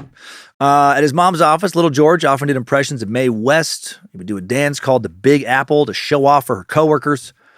He'd do an impression of Johnny, the Philip Morris cigarette mascot, which he'd made up on his own. It was a big hit with her friends, I guess. Second grade, he became a featured soloist in his class's band, playing March of the Little Lead Soldiers, performing at the Horace Mann School across 121st Street. Little Carlin playing this. All eyes on him. Again, so wholesome. Make Mama proud. Around fifth grade, he began to feel that he might have some kind of future as a performer. In an assignment, he wrote that he'd like to be an actor, impersonator, comedian, disc jockey, announcer. I love this last one. Or trumpet player. That is such a little kid thing to write.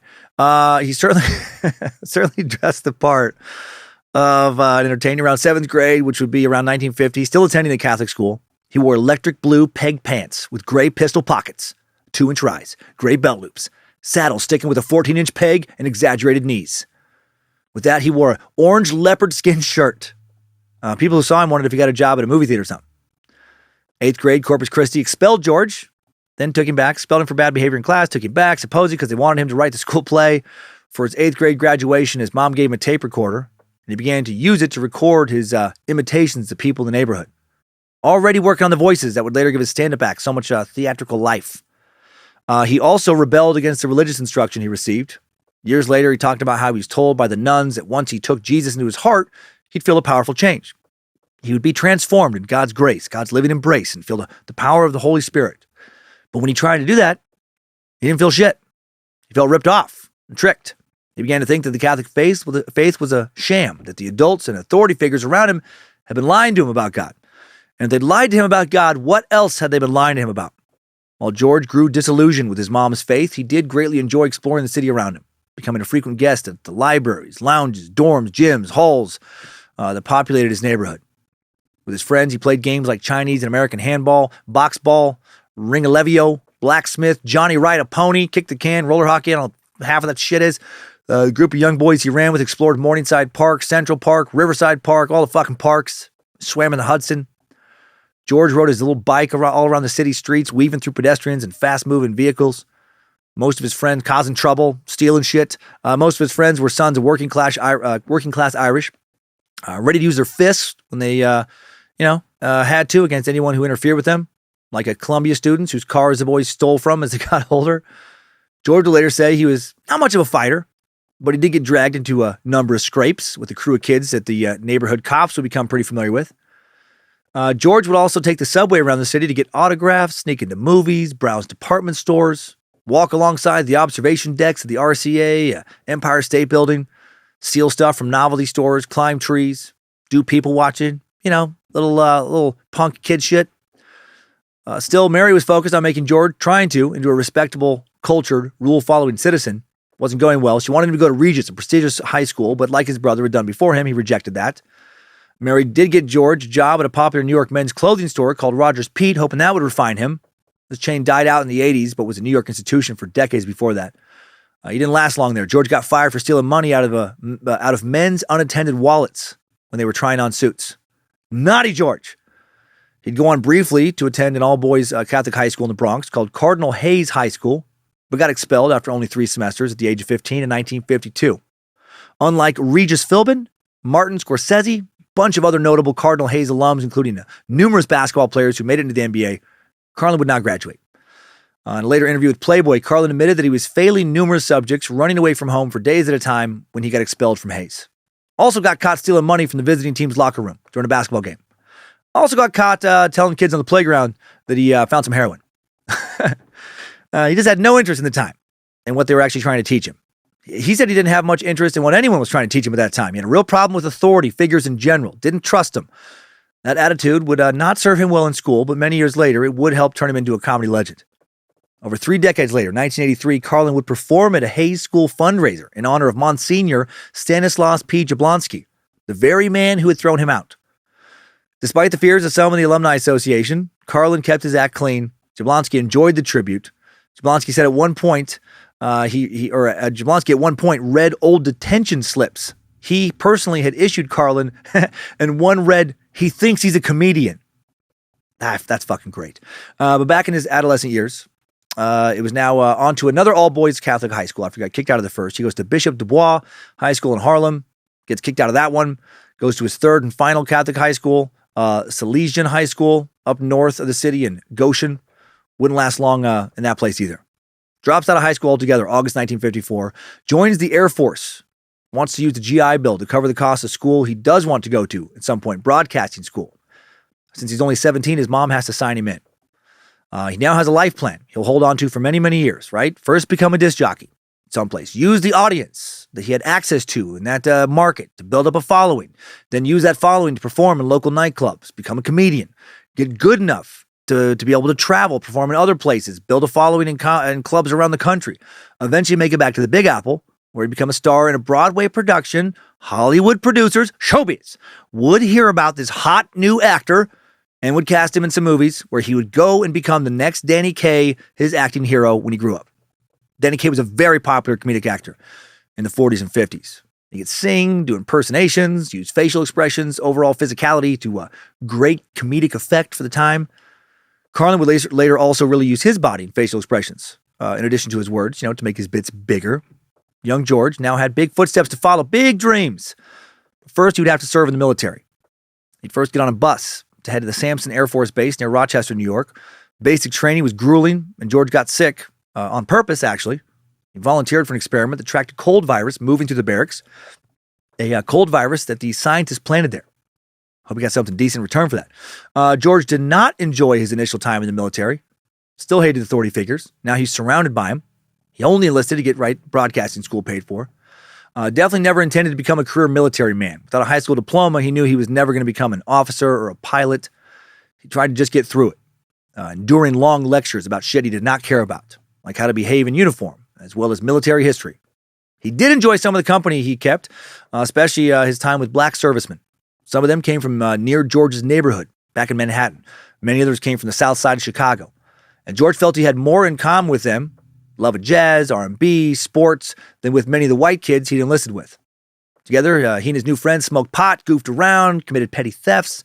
Also got along well with his first commander, a guy named Don. He would give George special commands to go take records from the base exchange. Don would let George hang out in his room after the other guys had lights out. They'd listen to records George had taken, maybe stolen. Before too long, George would be moved to Denver, where he learned the navigation system, using the new B-47 Stratojet. Suddenly, rather than slacking off like he had in school, he loved this new assignment. He liked the data flow, the technology, the problem solving. But it still wasn't something he was going to do for long. Still didn't like being ordered around either. George would turn 18 in May of 1955. Spent 9 months in the service so far. now sent to the Barksdale Air Force Base across the Red River from Shreveport, Louisiana. Here he started hanging out at the base's NCO club. Since this was the deep South in the 50s, still segregated, there was an annex in the club for black NCOs, and that was where George hung out, listening to the jukebox, drinking malt liquor with his new buddies. One day, George even spent a night in jail for being in a car with some of his black friends, one of whom was driving. The cops pulled him over, subjected them to harassment, put him in jail. Once in jail, I fucking love this. George pulled out 3 joints he'd hid in his pocket. And they spent the night passing them back and forth, between the white cell and the black cell, having a good old time. I bet young me would have loved to hang out with young George. Soon, George found himself in more trouble, mouthed off to an air police officer who wanted to see some identification. Said, "Fuck you, I'm going to work." Sounds about right, on brand. He had defied authority, big no-no in the military. He got something called an Article 15, punishment just short of a court-martial. They docked his pay, his rank, forced him to give up the stripe he'd recently earned. Then, not long after that, he was court-martialed for deserting his post in a unit-simulated combat mission, when during the exercise, he took a nap, placed his gun next to a power unit. Once again, his pay was cut. He was demoted. Now he'd gotten 1 stripe, lost it. Then he got a stripe back. Then he got 2 more stripes. Then he lost a stripe. Then lost another stripe. In total, by the time his brief career in the military was over, he'd earned 6 stripes and lost 4. And George did not give a single fuck. He was already thinking beyond the military. A friend would tell him about a play taking place in a theater in Shreveport called Venture Theater, where George would audition, get a small part. One of the main actors was Joe Monroe, morning disc jockey on KJO, most popular station in Shreveport. George was fucking pumped. Still holding on to that plan of his. Disc jockey, comic, big-time actor. Now he'd met a man who could help him. He asked Joe if he could come down and watch the show someday, and Joe did him one better, hired him for 60 cents an hour to do the weekend newscast. Hot damn and he's in. Soon George will be doing a 1-hour show from noon to 1 before expanding from noon to 3. Preferring not to have George around and making trouble on base, his superiors gave him an off-base permit. Only required him to write up a couple reports a week before he could leave for the station. Then pretty soon he'd have nothing but non-military time because he'd get another court-martial. My God, this time he got it while stationed in England. He's only there for about 90 days while listening to the radio on a listening to like a play-by-play on the radio of a Brooklyn Dodgers baseball game. It was their final season in Brooklyn, actually. George is drunk and he gets belligerent. Superior, asks him to quiet down and he tells him to go fuck himself. Again, that's on brand. And again, big no-no. Now he has 2 court-martials, 5 Article 15s. I skipped over a few of the other infractions on his Air Force record. He doesn't want to be there anymore, and they don't want him around anymore either. So George is given a general discharge from the Air Force, July 29th, 1957. Despite getting kicked out, he had served for 3 years and a month and still qualified for the GI Bill at that time. George was not down about the discharge. He felt like he was on top of the world. He was 20 years old, already had a 1.5 year experience in radio. Back from England, he's able to work again as a DJ at KJO in Shreveport for a few more months. And then when one of the guys from KJO moves up to Boston for a better radio gig, George follows. The new station, George follows this guy too. Wheeze, W-E-Z-E, will be very different. They still carried, soap operas and quiz shows. They weren't very hip or cool. George was able to get more experience though. He took a job as a board announcer, doing live copy, running the board. Also able to program a few hours of music late at night. Maybe not the kind of music he loved, but still cool to people at the time. Still cool to people now. He played Sinatra, Vic Damone, New Orleans, Louis Prima, that kind of shit. This kind of stuff. They tell me how much you care. And you will always be my endless love. Victim mode, everybody! Try the meal. It's delicious. Get yourself a martini at the bar. We got a couple more hours. It was Damone singing live, getting ladies wet, getting panties dripping in 1983. Sinatra said he had had the best set of pipes, in the business for that style of song. Wheeze wasn't Carlin's dream gig, but it would bring a very important person into his life. In 1959, he met Jack Burns, newsman at the station, and they hit it off immediately.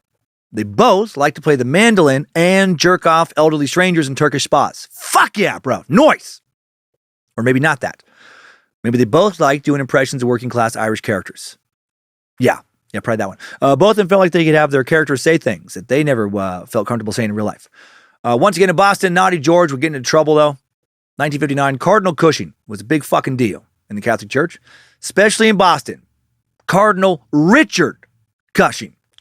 Why do I say Cushing? Richard Cushing. Ding, ding, ding. We've met our dick quota for the day. Can't have Timesuck without some dick. Nimrod demands dick in every suck. I figured out. He makes me suck at least one dick each week right here in the studio. Gosh dang. Cardinal Cushing, the Archbishop of the Boston Archdiocese from 1944 to 1970, said the rosary on air from a remote phone line every evening at that time. Good. Sure, that's exactly what a lot of people needed to... They'd be burning in hell if he wouldn't have done that. Before he began the rosary, he would always say a little something about life in the Boston Archdiocese. And yes, this fucking archbishop, this dick, of course, absolutely knew priests were molesting kids on his watch and absolutely hid them, moved them to other parishes instead of reporting them. Link to the source for that info in this episode's show notes, of course. Show notes available for download via the Timesuck app or at timesuckpodcast.com. I was hoping he was clean, but figured there was some disturbing evidence out there considering where he served and for how long. Anyway, one evening while Carlin is working the station, Cushing starts in about the little sisters of the poor, saying, the little sisters of the poor have been working selflessly for years in the Boston wards. Well, children with chronic diseases, he keeps droning on and on. He runs past his time when he's supposed to be off. So, Alka-Seltzer had a sponsored news broadcast that was supposed to be running. George faced with a dilemma now, right? Should he allow the extremely popular, beloved pedo hider keep yammering away, or cut to commercial and please the sponsor? George decided to cut him off, take him off air, go to the Alka-Seltzer commercial newscast. And immediately the studio was inundated with calls asking who had dared to shut down the voice of God. Station backed Carlin's decision, though, but it did leave a black mark on his record. And then they would not back him up after this next faux pas. This one's pretty bad. Sometimes on weekends, when George wanted to buy some pot, he would take the station's mobile news unit, and they would drive the van to New York City. 6 or 7 other guys would pile in with him. And one time, this trip caused George to miss covering a huge story about a prison break at Walpole State Prison. When his superior calls George and chews his ass, he tells him to calm down. He'll cover the next prison break. His boss, as you can imagine, not happy, didn't appreciate that sentiment, and he's fired immediately. After being fired still in 1959, George heads down to Texas now, take a job at KXOL, the number one station in Fort Worth at that time, which gave him a 7 to midnight segment doing top 40 hits. Station managers called it the homework shift because kids would listen to it while they did their homework. And he holds that spot down for quite a while. After about 6 months at KXOL, his old Shreveport buddy Jack Burns, who he kept in touch with, appears in the scene, again, having quit Wheeze. Maybe it's W-E-Z-E. I don't know if anybody calls it Wheeze. I like to call it Wheeze. Jack tells him that he's on his way to Hollywood, but needs to make some money first. And George hooks him up with a job as a newsman. Jack also moves in with him, and now the roommates can joke around all the time, develop some real comedic chemistry. While living together, Jack opens up Carlin's mind to some new political insights. George's family had all been staunch Republicans, supporters of Eisenhower. Mary had been pro-Joseph McCarthy during the House Un-American Activities hearings, and young George, despite some rebellious ways, simply still assumed that his mom was right. His conservative tendencies even bled into his radio job. Once on air, he issued a call for the preemptive bombing of Red China. But then Jack would give George a new perspective, talking to him about Castro and Cuba. Jack had actually interviewed Castro when he came to Boston, one of the first English language interviews that Castro gave in the U.S. Not a big fan of Castro, but okay. Jack told George that it was fine to care about corporations in the state, but also should care about people and their civil liberties. And Jack is a fucking idiot. Okay, Jack. Okay, hippie Jack. Only corporations matter. CEOs, upper executives, obviously should live in gated communities, hoard giant piles of wealth, while everyone beneath them lives in fear that if they break the wrong bone or come down with the wrong illness, they will quickly go bankrupt, never be able to retire, possibly end up being one of the tens of thousands of homeless working Americans right now. Fuck them, right? Come on. No, obviously, at least I hope this is obvious. Both corporations and individuals matter. Jack was right, and George saw that. Influenced by Jack, and he was heading this direction anyway, George was now quickly on his way to becoming a beatnik, defined as a dirty, fucking, stinky, commie filth hippie, or as a person who participated in a social movement in the 1950s and early 60s which stressed artistic self-expression and the rejection of the mores of conventional society. A rebel, Dottie. Anti-establishment. George and Jack would spend time at a coffee house in Fort Worth called Cellar on Houston Street that served alcohol illegally. Woo! Since the county was still dry. And yes, the county was dry. No legal liquor sales or consumption in 1959. 26 years after the national repeal of Prohibition. 1996, Texas still had 53 dry counties out of 254 total counties. They got a lot of counties. And a lot of them are fucking bananas. Don't mess with Texas. She be a bit cray-cray. There are still today 6 dry counties in 2022 in the land of the free. While the rest of the country is arguing over legalizing weed, maybe decriminalizing other drugs like, psychedelic mushrooms, there are people in 6 counties in Texas who would just like to be able to legally buy a fucking beer. One night on an open mic stage, this beatnik coffee house, the end of 1959, Jack and George start doing the bits they'd done around the house, riffing in characters' voices. Surprised to hear they're getting a lot of laughs. George is hooked to continue performing at this venue. Unlike on the radio, they could really experiment in front of a live audience, find out what played well in the moment, what didn't, how to phrase the kind of things they wouldn't say in polite society so they'd get a good response. The duo began to dream about someday getting on the Jack Parr Show, and soon enough, in February of 1960, the two decide to leave Fort Worth for Hollywood. Showbiz! They bought a Dodge Dart with tinted windows. Oh, hell yeah. Headed west on Highway 80 towards El Paso. And how adorable is this? Their colleagues at the radio station talked to them over the air until they were out of the signal's range, saying stuff like they're on their way to Hollywood. They're going to be big stars. Once in Hollywood, George and Jack checked into the YMCA and bought some new suits at Sears. Naturally. When you want to look and feel your best, you shop at Sears. Within a few weeks, they got robbed. Their money stash stolen.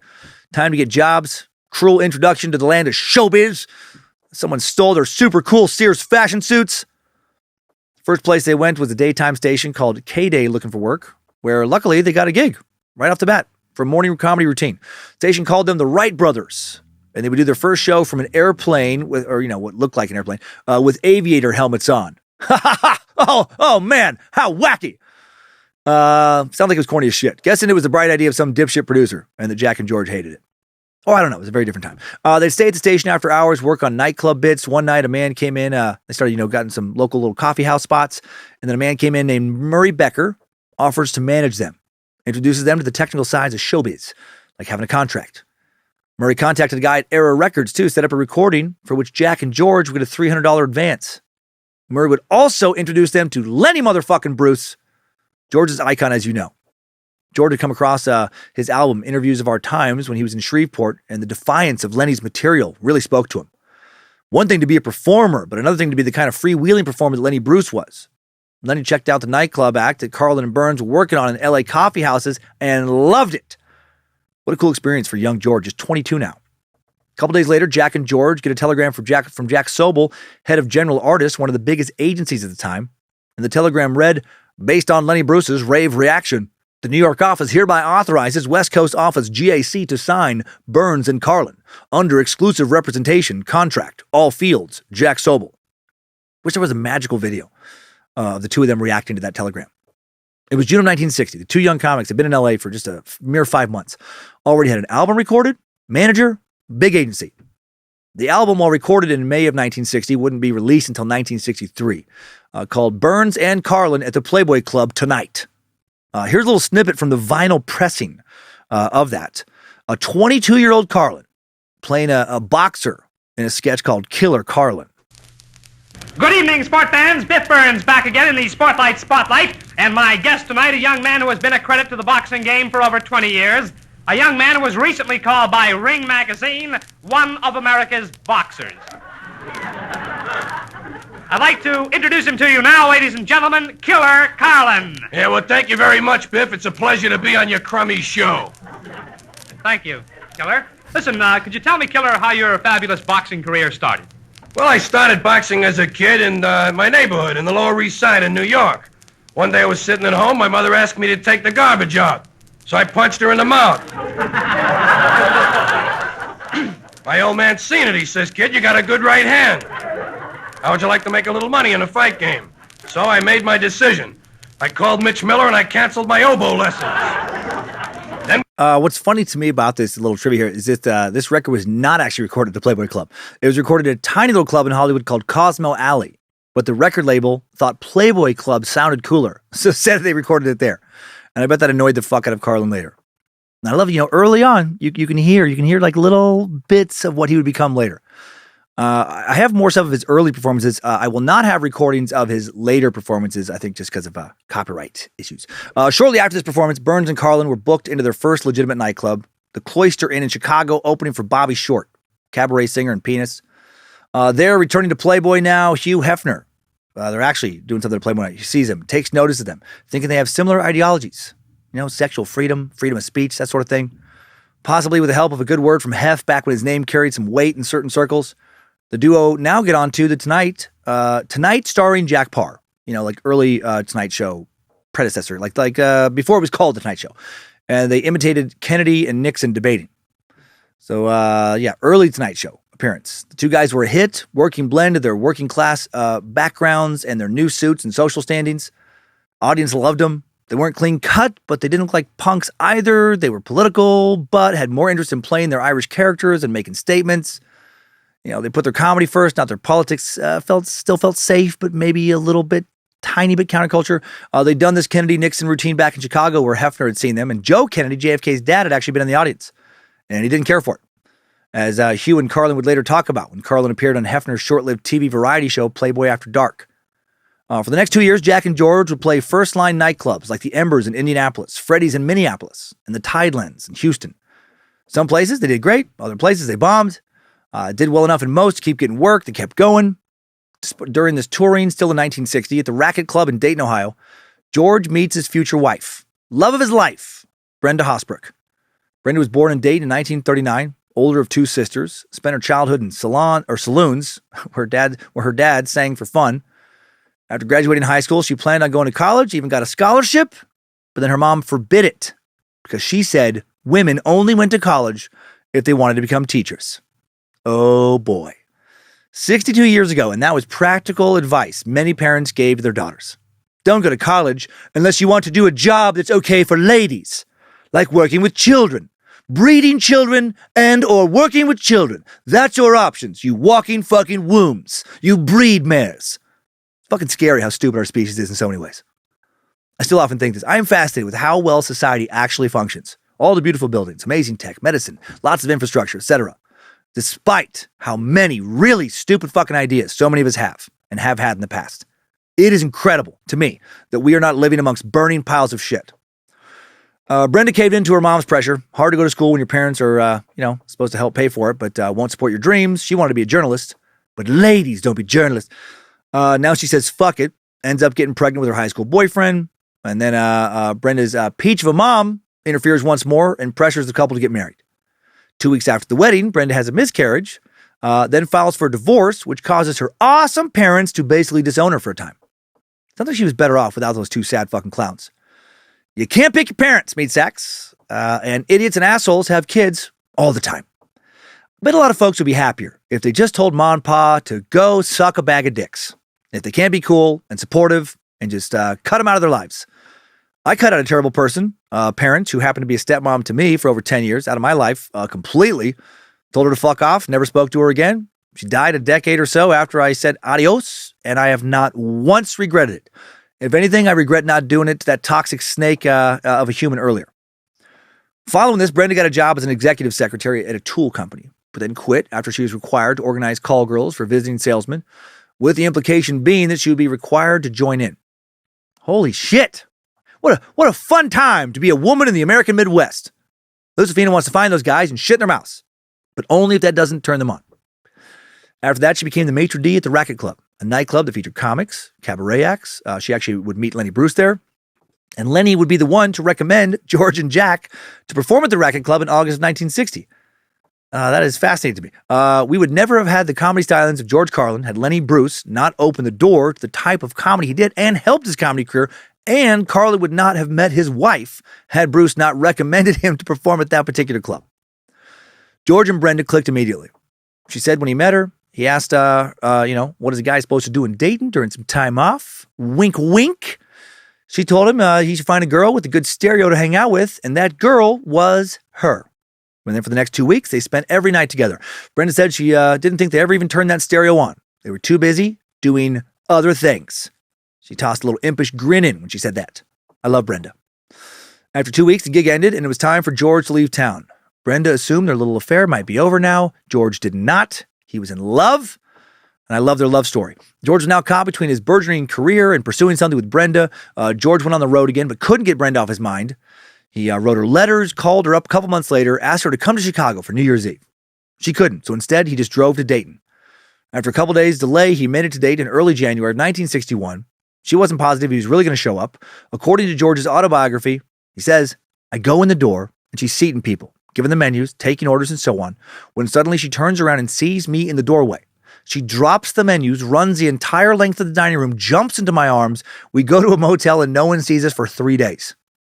During those 3 days, he asked her to marry him. She said yes. And I heard that someone may have teared up first hearing about their love story. Wasn't me. I am a man, and I do not express emotion other than anger and frustration, and sometimes tacit subdued joy.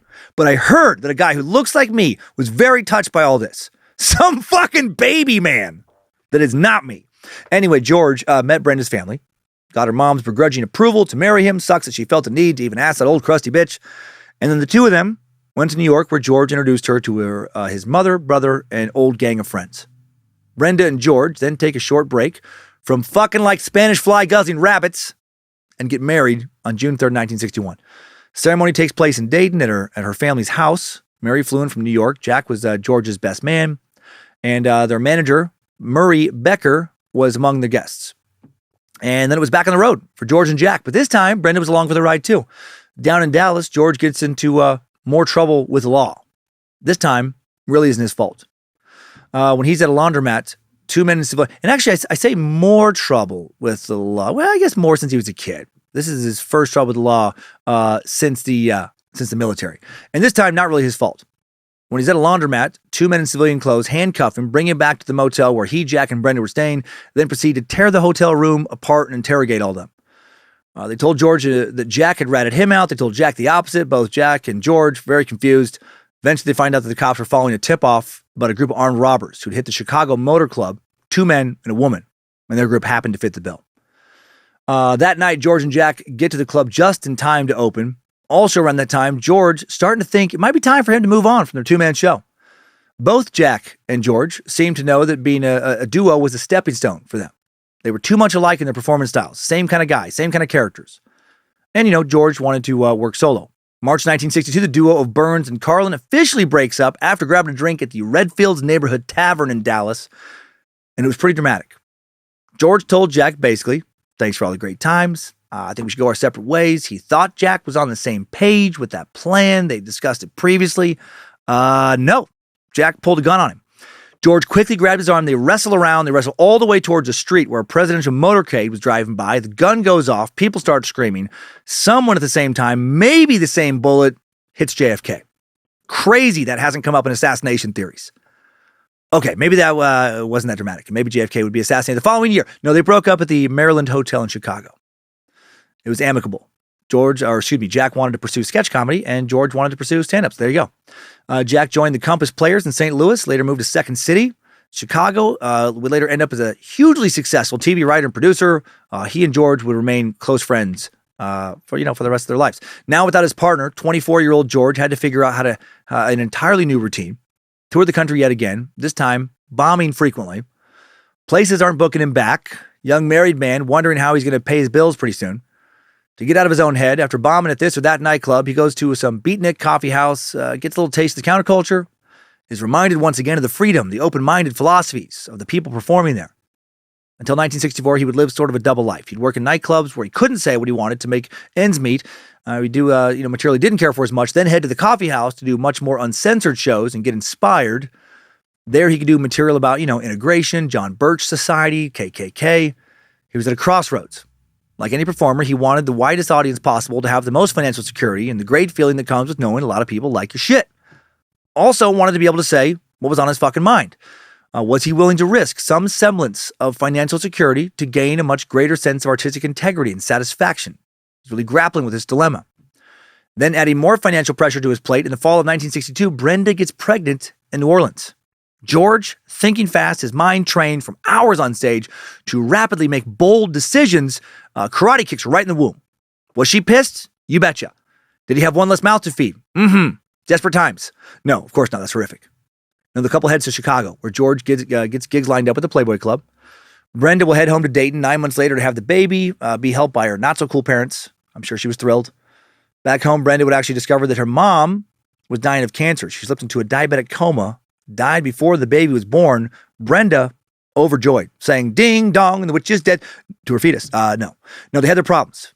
But she loved her mom and was upset at and, grieved her passing. But also fuck that bitch. Brenda was stressed about not having her mom to help with the baby. And before the baby would be born in December 1962, George Carlin once again detained by the cops. This time for something that would continue to haunt his career.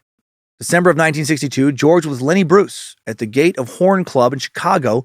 Lenny performing when suddenly a police officer in the audience announced that the show was over and he had Lenny hauled away. Lenny was used to this by now, being arrested on charges of obscenity. He'd been busted, either actually arrested or just detained so many times he started to wear a coat during his performances so he could just leave immediately with police and not lose any of his shit. That's crazy. During one 2-year stretch, Lenny was arrested 15 times on obscenity charges for doing stand-up in places where people paid to watch him do stand-up. How sad is that? This time, the cops also brought in the bartender and the club's owner. And then when a cop asked to see George Carlin's ID, he said, I don't believe in identification. Sorry. Then he started to give a drunken, rambling speech about freedom, basic human rights, cops being fucking assholes in these situations, that sort of thing. And they didn't like it. And he was immediately arrested. June 15th, 1963, a little while after that, he was just kind of in jail overnight. Lenny Bruce actually said, asked him why he was in the car with Lenny Bruce. He got put in the same squad car. When he told him he refused to give his ID, Lenny Bruce, as opposed to being like, yeah, good for you, fuck the man, just said, schmuck. June 15th, 1963, Kelly Marie Carlin's born, George and Brenda's only child. Her new family, while overjoyed at her arrival, also are essentially broke and homeless. They move back to 121st Street in New York, Carlin's old stomping grounds. George has to borrow money just to stay afloat. Also decides he's going to not tour for a while. He's sick of going to play places where the people don't understand him or his references. Even though, their stability is on the line. They're hanging on by a thread now. Brenda supports him. At the time, the only way for struggling comics to really be seen, develop an audience, was to perform on something called a hoot. Hoot, short for a hootenanny. Originally an impromptu concert of folk music. It had evolved into a version of an amateur night where all kinds of aspiring entertainers could perform, kind of like an open mic, but much more variety. Singers, musicians, comics, jugglers, dancers, magicians, all sorts of shit. George had played his first hoot in March 1963 in a hole-in-the-wall club called Cafe What? Off Bleecker Street. Kept playing hoots at the bitter end. Eventually caught the eye of Howie Solomon, who offered him a large coffeehouse-style gig at the Cafe A-Go-Go. Cafe A-Go-Go was a Greenwich Village nightclub located in the basement of the new Andy Warhol Garrick Theater building at 152 Bleecker Street in Manhattan. Cafe A-Go-Go would become a centerpiece of the 60s countercultural movement, hosting jazz performers like Stan Getz, Nina Simone, Mort Saul, a regular comic there. Howie offered Carlin a regular gig there, an open-ended arrangement to be a regular when the mic was open.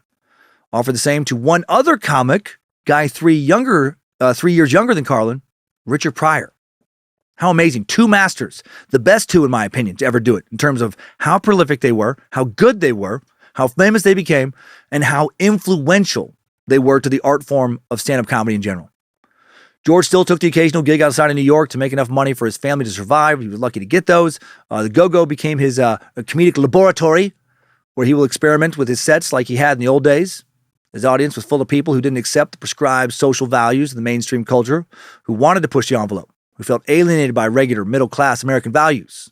But it wasn't without its dangers. Lenny Bruce would be busted by cops at the Go-Go twice. Of course he would.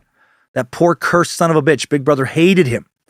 Most of the cops who were fervently busting Lenny were people that George actually knew, Irish Catholic boys who were upset that Lenny was being so cavalier about the Catholic Church.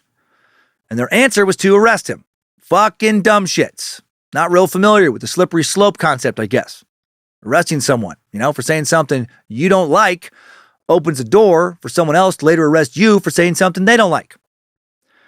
November 22nd, 1963, JFK shot in Dallas for real this time. Carlin had long identified with Kennedy, another man of Irish ancestry, as someone who was working towards civil rights, promising a better world. He had imitated Kennedy for years, a loving tribute to a guy who seemed like he was on the right side of history, On November 22nd, George was walking his baby daughter down 110th and Broadway when a passerby informed him of the shooting, and immediately George called Brendan and started crying. That's how hard it hit him. He was still performing his regular sets at the Go-Go, but now he doesn't know how to move forward. This is a big cultural shift moment. Carlin doesn't see himself as an establishment social comedian, but he also wants more than the coffee shops in the village. He wants, a TV spot. He wants to get better work. What mainstream bit, could he come up with? Well, he can't do his JFK impression anymore. That's out, he feels. So he comes up with an idea called Indian Sergeant. The premise grew out of all the Westerns he watched on TV as a kid. On those shows, the U.S. Army or the Pioneers or Cowpokes, they always had a weather-beaten, battle-hardened sergeant or boss who gave everyone a rousing speech before a battle. And he felt like, what if the tribe they were fighting had the same type of guy?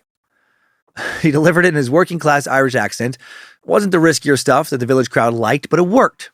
And it was different than what other comics were doing, and he would get a TV gig on the Merv Griffin Show, a better place for George than some other programs, doing this bit. What made the Merv Griffin Show different from other network shows was that it was syndicated. So while it wasn't fundamentally freer than any other variety-style TV show, the burden of approval of things didn't weigh entirely on the producer and production staff. It was also on a group of stations that wouldn't receive it until 2 weeks later. There was less panic and pressure. The staff more relaxed. Doing his Indian Sergeant bit on the show would be George's breakthrough as a solo act.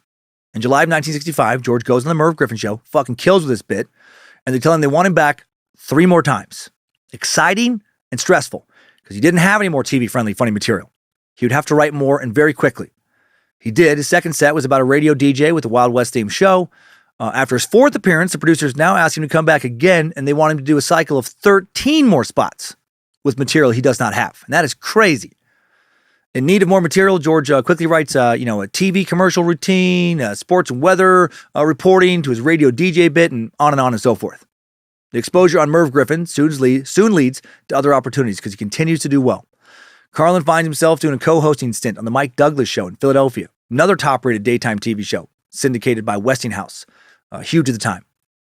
Closest thing I ever experienced to anything like this, like to being asked for more sets, was after I did Conan the second time. The producers wanted me back, said I could submit a set anytime, and I never did. That was back in 2016, right when I was conceptualizing this podcast. I love Conan. Yeah, it'd be fun. But like George would eventually find out that he just couldn't be himself on late night TV, at least not doing stand-up. I also felt that I just couldn't be myself on network stand-up spots.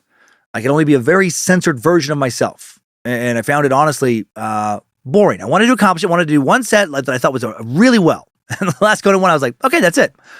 And but I found it mechanical. And also brutal honesty here. My late night spots, the few I did, never led to a bunch of new followers on social media, to a bunch of new fans at shows, that kind of thing. So unlike Carlin, who had a lot of incentive to bust his ass and come up with more material, and that was the path he needed, I did not have that incentive. Thank God this worked. In October of, by this I mean this podcast, in October of 1965, now 28-year-old George Carlin, as seen on TV Carlin, when that meant everything, well, he gets booked in Basin Street East, another New York City nightclub, opens up for Tijuana Brass Band.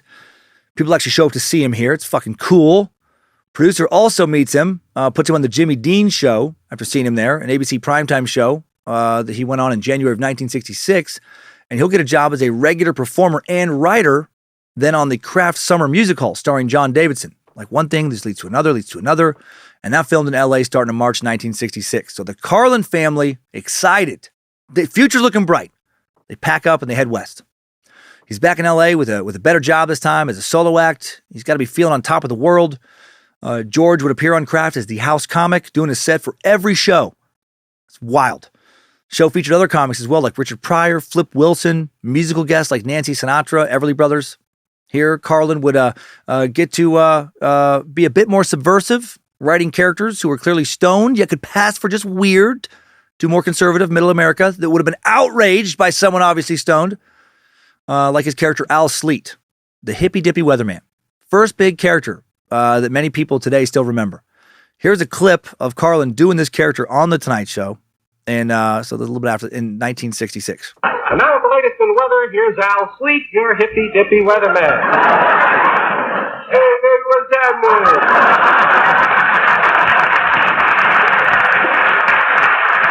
It's murdering. Hey, bossa! Al Sleet Pete here, and I imagine some of you were a little surprised at the weather over the weekend, especially if you watched my show Friday night, man. I'd like to apologize for the weather, especially to the former residents of Rogers, Oklahoma. Clearly a tornado joke. Don't them napping.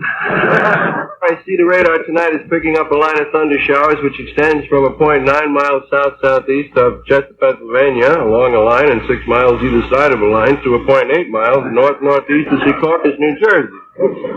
However, the radar is also picking up a squadron of Russian ICBM, so I wouldn't sweat the thunder showers. George. Oh my God, Johnny Carson actually fell out of his seat and slapped the floor on that one. That's great. He'd go to do on more and more TV that year, all while trying to figure out how to preserve his own identity while also conforming to TV's behavioral standards. Starts to change his childhood dream a bit. He'd been a radio DJ. He's now a comic, a successful one. Film star was next, right? Wasn't looking like it. Not because he didn't get parts, but because when he tried out for parts, he fucking hated it. He wanted to say his own words, not someone else's. I also get this too. I was supposed to take acting classes when I lived down in LA. I never did. I got sent out on a lot of auditions at first. Hated it. Yes, wanted the money that would have come with a TV show or a movie at that time. The exposure would have been super cool. Would have been super fun to do it. But I also knew the odds were low I would get anything because it's very competitive and I didn't like it. Other people, who are good at it, love it. Love the craft. Hard enough to compete with others in entertainment when you love what you do. Almost impossible when you don't. Despite feeling like acting wasn't really for him, this doesn't come as a relief for George because now he has no idea what's next. Right? The plan was to get leverage comedy into acting. Well, now what? Has to go harder on comedy. But first, some tragedy. Closest person Carlin had to a mentor. Lenny Bruce dies August 3rd, 1966, age 40 in Hollywood. George and Brenda had just visited him less than 2 weeks before, right after moving to LA. By that time, Lenny was mired deep in legal battles, almost bankrupt, spending all of his money trying to vindicate himself. Was Carlin tremendously sad? Of course. But as they say, the show must go on, and it would for him. February of 1967, Carlin releases his first solo album, Takeoffs and Put-Ons, on RCA Victor Records. Goes gold, baby. Very impressive for a comic. First of 4 records in a row that would go gold. Gets nominated for a Grammy, which was awesome. Carlin loses to Rapey McGee. Sleepy Time McSneaky Wiener. Bill, fuck that guy Cosby. So he got nominated, but, didn't quite win. If you don't understand those references, you got to get out more. You've needed to get out more since late 2014. Carlin is killing it in the late 1960s, making roughly $250,000 a year by the end, which is the equivalent of about $2 million a year. He's got an agent, management, great manager, great promoter. He's crushing it, able to take care of Brenda and their daughter Kelly just fine. But he starts to get bored and dissatisfied with his work. He's starting to hate late night TV, especially after he goes on the Ed Sullivan Show for the first time on January 29th, 1967. It's supposed to be a dream, right? This is where the Beatles broke. But for a comic and for George, it's more of a nightmare. There was no second takes. The studio audience knew that the show was live. They would withhold laughter until the crowd would all laugh at the same time. Very unnatural for comedy. A nail in the coffin was that Ed Sullivan himself would stand on stage during the comedian's set, off camera but still watching, and the audience would watch Sullivan to see if he laughed, and then they would laugh. It was a terrible format for comedy, but George performed there multiple times because it had a huge audience. Around 1 out of 4 people watching TV in 1967 would watch the Ed Sullivan Show. Tens of millions of viewers. Carlin happy he's doing well, getting these opportunities, but still not really being George Carlin on TV. He's putting on an act, not truly being himself on stage. The ultimate goal of most comics, to be themselves on stage. And there's more problems at home now. There's problems. Not more problems. Problems at home. Time to back up a bit with Brenda, his wife. While Carlin has professionally been soaring, Brenda has been spiraling. And it's largely George's fault.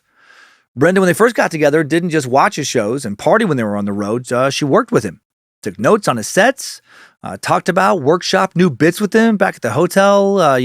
Called clubs to get him more work. Acted as his agent and manager. Handled his promo. Worked on press for him. Was his a promoter, accountant, etc. And she was good at all that. And when they moved to back to LA, when his star began to rise, he didn't want her to work anymore. He wanted her to be a stay-at-home mom. And while she loved their daughter Kelly, she didn't want to also not work. Essentially, her husband, the love of her life, her partner in crime, had fired her. Kind of turned into her mom again. She resented the fuck out of him for this. And she started to drink heavily. She hated playing the hardline mom to George's fun-loving dad who would swoop in and spoil Kelly when he was home from the road. And he was on the road more and more, and they started to fight. Because they fought, because of his career opportunities, George would go on the road more than ever, which meant they fought more. It was a bad cycle. And we will reconnect on the relationship later. So that's going on in the background. More on George's career now. Despite his increasing success, George is, again, less and less artistically satisfied. Counterculture, as the decade closes, is in full bloom, and he wants to be part of it. Instead of, playing to fellow hippies, who he's not much older than, he's playing to their conservative parents, and that's not who he is. He desperately wants to do more subversive stuff. He'll push the envelope a bit more when he does a subversive piece he wrote for the Jackie Gleason Show, which aired in January of 1969. The piece was called The J. Edgar Hoover Show. He played Hoover, mocks the shit out of the longtime FBI director. Hoover, we've talked about him a few times, mentioned him earlier, ran the FBI as its first director from 1935 to 1972. And in many ways was a huge piece of illegally spying on and illegally fucking with anyone he deemed un-American piece of shit. 30 years later, Carlin will find out due to the Freedom of Information Act that the FBI started a file on him following that performance. One report read that an agent commented on appearance of one George Carlin, an alleged comedian. I like alleged. Some people think he's funny. And that the subject of Carlin's material was the FBI and Mr. Hoover, and that his treatment of both was shoddy and in shockingly bad taste. Okay. Then in late 1969, Carlin gets fired again. Marks a big turning point in his career. In the fall of 69, he was fired from his residency at the Frontier Hotel in Vegas for saying the word ass, losing out on an extremely lucrative 2-year deal. With the counterculture in full fucking swing, the epic Woodstock Music Festival had just went down weeks earlier. He gets fired for saying ass. Clearly the Frontier Hotel not catering to the youth. He gets fired for telling a very tame joke by Carlin standards. He said, "I got no ass. You might notice. I go right from the shoulders to the heels, like most Irish guys. No ass. When I was in the service, black guys used to see me in the showers and say, 'Hey man, where your ass at?' Stud got no ass." That's it. That was enough to get him fired. And after that, oh, fuck yeah. He dabbles a bit in LSD.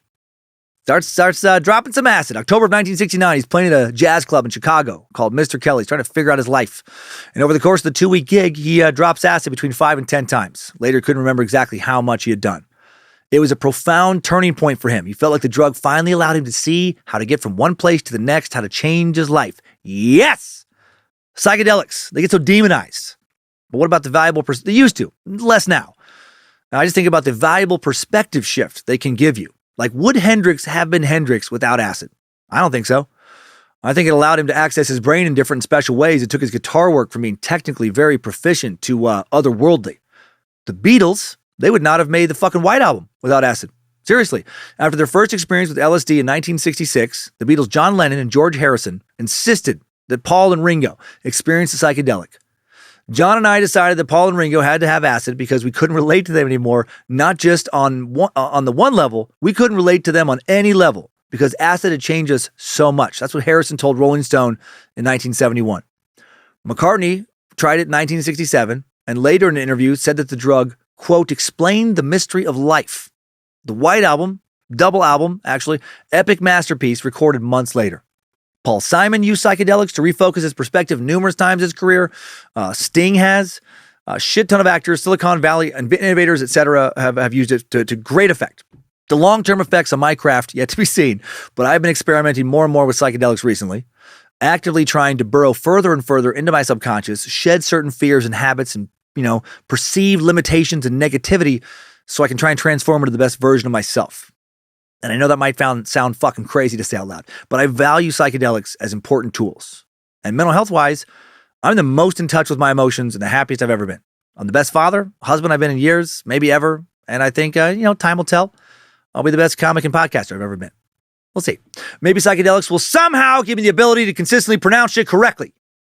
Doubt it. I kind of like my mush mouth, actually. It's a nice arrogance deterrent. When I start sitting a bit too high on the horse, I'm reminded that I can barely speak coherently. And I'm lucky to do this professionally.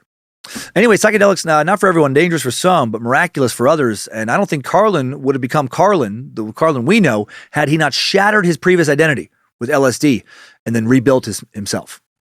After tripping balls for 2 weeks, traveling through time and fucking space deep into his own mind, He still has to do his gigs that he scheduled before the acid, like the Copacabana in New York. He does his act there. The act he doesn't want to do anymore. Indian Sergeant, Hippy Dippy Weatherman, Wonderful Wino. Standard shit he'd been doing for a few years. Heart's not in it. He starts making fun of the theater itself, at one point lying down on the floor under the piano, describing what it looked like underneath. He's high as shit. Audience didn't care for it. This goes on for 3 weeks. On the final performance, the theater simply cuts off the lights and mic during the last minutes of his performance. That's hardcore. That's how you know the staff fucking hates your guts. Last performance happened on January 6, 1970. He'd now been fired from 2 of the most respected mainstream venues for comics in the country. He will have at least 1 good review, though. A lot of reviewers are tearing him apart right now. His mom, Mary, is not. I find this very touching. Strangely, this was not covered in the recent HBO 2-parter about him. Well, I didn't finish the second part, which really demonized his mother in the first part. But she wrote a letter to her son that read, "Dear George, I should be on the checkout line at the supermarket, but I must say these words to you. Please read these reviews. You will someday be a Beckett or a Joyce or maybe a Bernard Shaw. You seem to have their kind of disturbance. Someday you will release what you have down inside of you, and it will be listened to and heard. They condemn you for idolizing Lenny Bruce. How little they really know what you see in his courage, sincerity, and daring. Please, George, insist on being yourself. Don't let anyone change you or silence you. I'm so hungry for a heart-to-heart with you. Why have I got this restlessness, this groping for answers which I sometimes feel I have passed on to you? Do you follow me, George? Why can't I quiet this undisciplined questioning of what goes on around us? Why am I so caught up in it? Hail fucking Nimrod!" That gave George the final push he needed, and the beast was unleashed.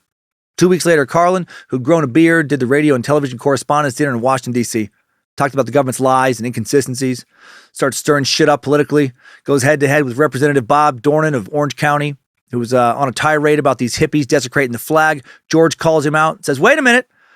A flag is supposed to represent everything that a country does. It doesn't only represent the good things. If you burn the flag, you're burning the flag for what you perceive to be the bad things the country has done. It's only a symbol. It's only a piece of cloth." And he's fucking right. Carlin understood context. He understood nuance. He saw shit from other people's perspectives. He didn't just say lazily, "Well, this is the way things are done. That's the way they always are. I'm right."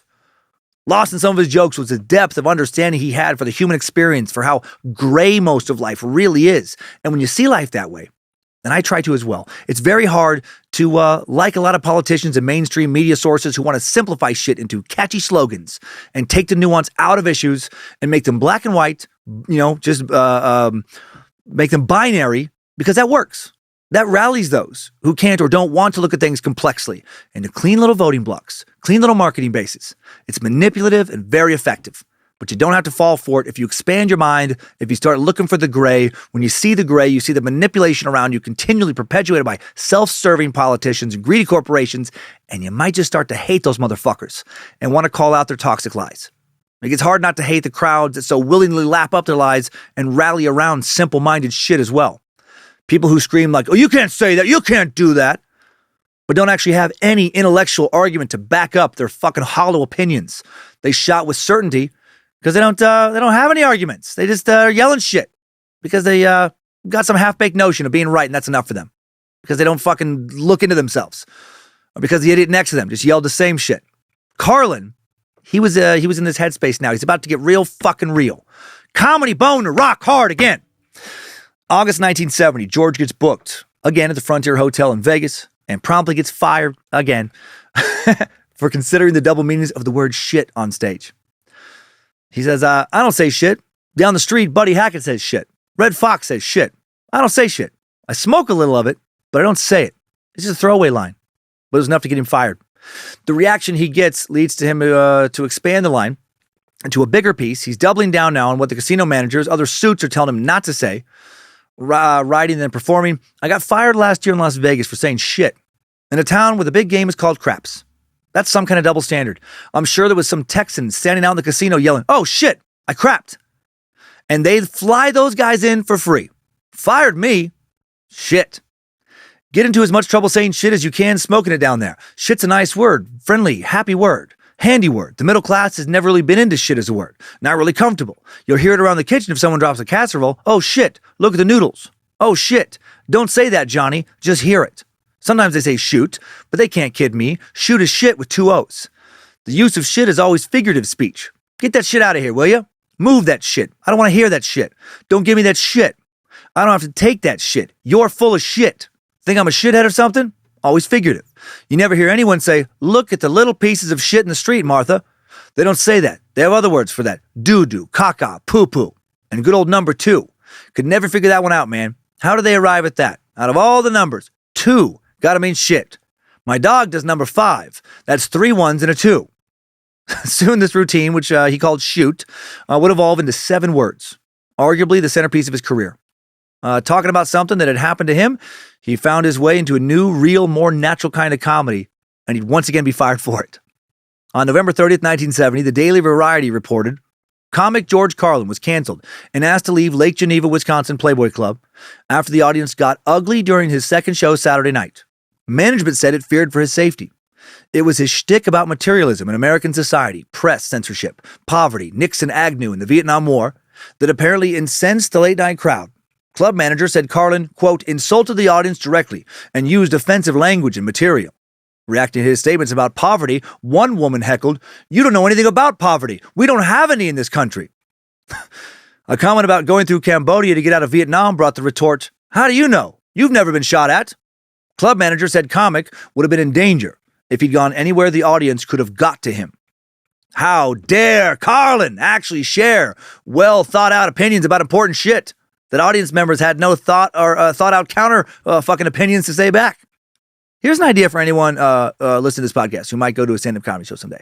If you've already bought a ticket to a comedy show and you're there, right, and the person on stage starts saying something you find offensive, how about instead of saying something back, you, I don't know, just shut the fuck up and listen and don't ruin the show for others and maybe actually think about what they said. Maybe analyze yourself a bit. Why did it upset you? Was it truly offensive? Or are you just choosing to let the words of a stranger that don't actually really need to offend you bother you more than they need to? Are you choosing to be weak-minded? If you really just can't take it, how about you just show some class, quietly leave, try not to upset other patrons who may be enjoying the show on your way out, and don't let the fucking door hit you on the ass when you leave. It's pretty simple, but a lot of people can't get it. Carlin's crowds couldn't get it here. George would later remember how scary this experience was. It was one thing to be heckled. It was another to be heckled by 200 people, many of whom wanted to harm you. He wondered if any of them had a gun. Management told him that they could not guarantee his safety if he remained on the premises. He was shaken up, and I get it. Also shaken up by losing a lot of money getting fired from all these places. He can't afford the mortgage for the family's new house in Calabasas now. He, Brenda, and Kelly, who's 7 now, they have to move back into an apartment complex. Then they move again to another apartment, Venice Beach on Pacific Avenue, where George starts to smoke pot daily, really get into his head. When Brenda brings up her financial worries, George accuses her of being a middle-class, Midwestern, Protestant, conventional thinker. He's feeling trapped between the things he wants for himself and his commitments to his family. His career's in a downward spiral. His marriage is as well. Brenda's drinking more than ever. Then in the middle of all this, Brenda finds out that she's pregnant again, unable to afford another child. George arranges a secret abortion in an apartment somewhere in Burbank. It's fucking scary. Brenda has to be blindfolded, picked up in a parking lot. Fuck, life is not going well for the Carlin, so she won't know where this place is to identify the doctor. Carlin doesn't let all this break him. He now realizes that the key to feeling like he's being his authentic self is not to try and identify with the counterculture to some extreme, inauthentic extent, but just to tell the truth about where he came from, what shaped him, how he thinks. He starts to play coffee houses, folk clubs again, makes a little bit of money. Finally starts getting real laughs, not polite little titters like you got at nightclubs, not a polite little applause break, real belly laughs. This affirms he's heading in the right direction. He changes his appearance to match his new material. He grows his hair out long, and he has a beard, starts wearing earrings, t-shirt, blue jeans. Some people think these changes are great. Some people don't. One review from the early 70s would read, George Carlin has become a showbiz mystery. One of the very best young contemporary clowns, he had a splendid comic spirit, a fresh new outlook on comedy, got the top TV bookings, has been considered for several terribly remunerative TV talk show chairmanships. His material was attractive to teenagers, college kids, and mature marrieds. His records sold friskily, and all seemed right in his straight future. Carlin now seems an artistic dropout. His clothes, incensed hangdog demeanor, long ponytail-style hairdo, grubby pants, totally unwashed, shambling, savagely apologetic aspect as if speaking straight from a hobo jungle, combine in his new style, essentially no style at all, beyond a belligerent, truculent statement. This is exactly what he wanted. He lost some TV bookings by dressing strangely for a comedian at the time, when clean-cut, well-dressed comedians were the norm. He now hires talent managers Jeff Wald, Ron de Blasio to help him change his image, making him look more attractive, more hip to a younger audience. Wald puts George into smaller clubs, the Bitter End in New York City, the Troubadour in West Hollywood, goes from making over $250,000 a year to making less than $15,000 during his transformative year. And he's supposed to be providing for the family. His male ego getting judo chopped right to the throat in 1970. But real good things coming around the corner. 1970, record producer Monty Kaye forms Little David Records, a subsidiary of Atlantic, which comedian Flip Wilson was a co-owner of. Kaye and Wilson signed Carlin away from RCA Records, record a Carlin performance at Washington, D.C.'s Cellar Door in May of 71, released as FM and AM in January of 72. The real Carlin's first album. And it becomes a hit, right? Gold record. The record marks Carlin's change from mainstream to counterculture comedy, showing his full journey from nightclub comedian to authentic performer. The AM side was an extension of Carlin's previous style with zany but relatively clean routines, parodying aspects of American life. AM radio was thought to be conservative and square. The FM side introduced Carlin's new style, references to weed and birth control pills. FM was counterculture. The album, like his first, goes gold, but he's way more proud of this one. A lot of people resonate with the AM-FM split. It would even win George his first Grammy, which he would find out during the taping of his next special, which is fucking awesome. How good it must have felt to have risked it all, and then, now he's gaining it. Now he's gaining it back the right way, the way he wants it. He and Brenda, they were broke, had to borrow money to pay bills. Then he makes it, making so much money, not happy creatively, risks it all. All that they had just made goes back to being broke, has it almost all fall apart, but now he's soaring again. This dude had big fucking balls. Just 4 months after FM and AM, he would record Class Clown, finding all of this new material he'd been thinking about for years, but was never brave enough to do, was just bursting out of him. During this time, George perfects his well-known 7 dirty words routine, which most notably appears on his album Class Clown as follows: shit, piss, fuck, cunt, cocksucker, motherfucker, and tits. Here's how the bit starts. There are 400,000 words in the English language, and there are 7 of them you can't say on television. What a ratio that is. 399,993 to 7. They must be really bad. They'd have to be outrageous to be separated from a group that large. All of you over here, you 7, you bad words. With the album came money. Also awesome. Not as awesome, New Cocaine Cabot. New Cocaine Cabot? Habit. There we go. He wasn't just doing a bit of blow now. He's doing loads of it. And speaking of doing loads of blow, before we move forward with this story, just time for another a real quick sponsor here. Today's Timesuck is brought to you by Whipple! 7 Dirty Words Edition. Fuck. Fucking pause the stupid trackpad. But I got it unpaused, actually. I just lucked out and hit it, but it just wasn't in time. Do you need me to reset the trackpad? No, I actually unclicked it. Just not in time to flow with the little commercial. So I'll back up a little bit. Okay, I'm going to change camera angle real quick. Okay, cool. Okay, we're good to go. With the album came money, awesome, but also a new cocaine habit. Not awesome. He wasn't doing just a bit of blow now. He was doing loads and loads of blow. Shit, sorry. We gotta stop. I forgot to back up the fucking track. No worries. I'll back up to that same cut or spot there. Good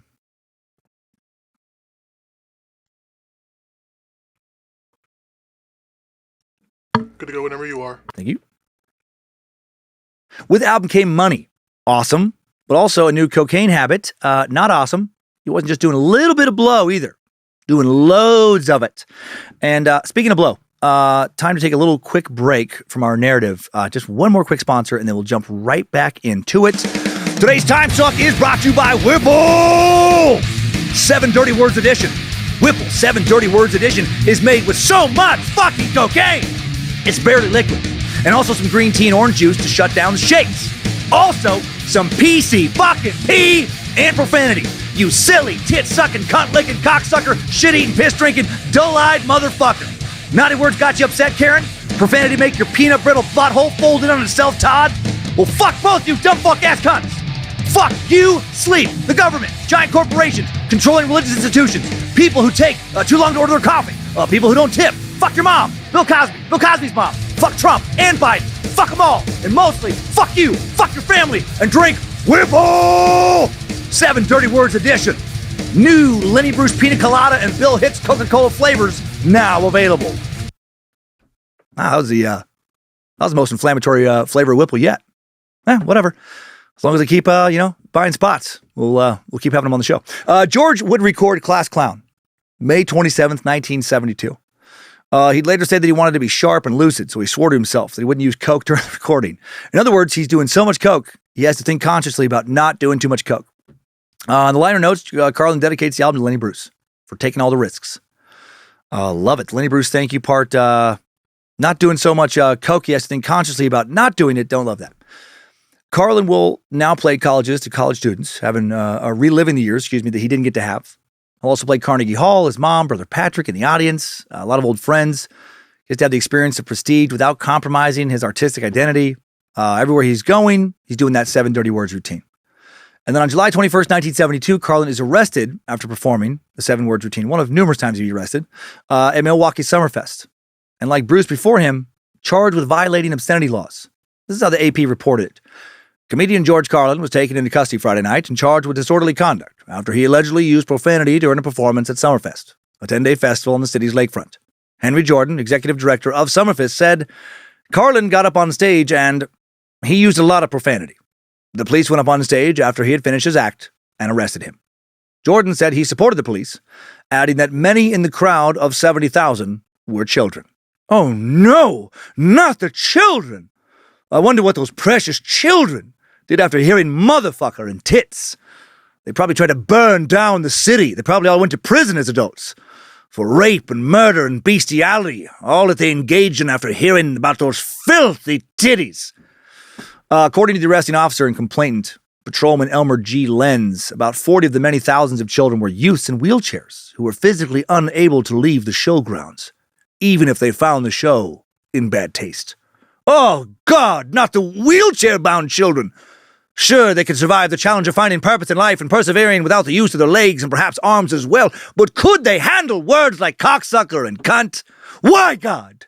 Why is Carlin doing this to the precious paralyzed children? Haven't they suffered enough, oh Lord?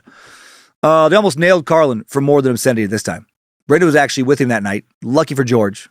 She brought him a water on stage, using that as a guise, as an excuse to tell him that the police were there and to maybe dispose of the vial of coke in his pocket on his way off stage. So, bravo, Brenda. His subsequent trial becomes a major part of George's legacy. He's represented by the distinguished civil rights attorney, William Coffey. I won't really need him, though. The case is thrown out by Judge Geringer in December of 1972, declaring that the language was indecent, but that Carlin had the freedom to say it as long as he caused no disturbance. A clip from Class Clown was played for the judge. During the recording, wrote the Milwaukee Journal, Judge Geringer grinned and laughed softly, though self-consciously. Also, the assistant DA for that court was at the fucking show and testified that the audience loved it so much they gave him a standing ovation. I mean most. The paralyzed kids didn't do that. They were too upset by what he'd said. Or they were just still paralyzed. After narrowly avoiding trouble in Milwaukee, George does get into trouble again the following year, or actually gets a radio station in trouble. 1973, a man complained to the FCC after listening with his son to a similar routine, Filthy Words from Carlin's third album, Occupation Fool, released in 73, which is broadcast one afternoon over New York City radio station WBAI, October 30th, 1973, on a program called Lunch Pail. The routine began like this, referring to the 7 Dirty Words routine. The list is open to amendment. Lots of people pointed things out to me, and I noticed some myself. The first thing that we noticed that the word fuck was really repeated in there because the word motherfucker is a compound word. It's another form of the word fuck. If you want to be a purist, it can't be on the list of basic words. Also, cocksucker is a compound word, and neither half is really dirty. The word sucker is merely suggestive. The man complaining wasn't just your average Joe. He was a guy named John Douglas, member of the board of a large right-wing watchdog group called Morality in Media. I hate him. Pacifica received a citation from the FCC for violating regulations that prohibit broadcasting obscene material. The Supreme Court upheld the FCC action by a vote of 5-4, ruling that the routine was indecent but not obscene, and that the FCC had authority to prohibit such broadcasts during hours when kids were likely to be among the audience. Okay. After some back and forth between the FCC and WBAI, the FCC released in 1975 a declaratory order concerning the broadcast of indecent language, defining indecent as words that describe in terms patently offensive as measured by contemporary community standards sexual or excretory activities and piss, and organs at times of the day when there is a reasonable risk that children may be in the audience. The FCC found George's routine to be indecent by that standard and put what amounted to a warning in WBAI's license file. Pacifica fights this, wins in the U.S. Court of Appeals. The FCC appeals to the Supreme Court, and in 1978, the Supreme Court finds in favor of the FCC 5-4. LA Times then runs, this is a big fucking deal, ran the news as its front page lead on July 3rd, 1978. Court bans 7 dirty words, blares the headline. Justice John Paul Stevens wrote the majority decision, saying the broadcast media have established a uniquely pervasive presence in the lives of all Americans. Patently offensive, indecent material presented over the airwaves confronts the citizen in the privacy of the home, where the individual's right to be left alone plainly outweighs the First Amendment rights of an intruder. Or they could fucking turn the radio off. To say that one may avoid further offense by turning off the radio, okay, when he hears indecent language is like saying the remedy for an assault is to run away after the first blow. Oh, okay, drama queen. Easy. Words don't break bones, like assaults do. Fuckface. Justice William Brennan wrote the dissent. In our land of cultural pluralism, there are many who think, act, and talk differently from the members of the court and who do not share their fragile sensibilities. Throwing some shade at the other judges. It is only an acute ethnocentric myopia that enables the court to approve censorship of the communications solely because of the words they contain. The court's decision is another of the dominant culture's efforts to force those groups who do not share its mores to conform to its own way of thinking, acting, and speaking. Hail Justice Brennan. Well said.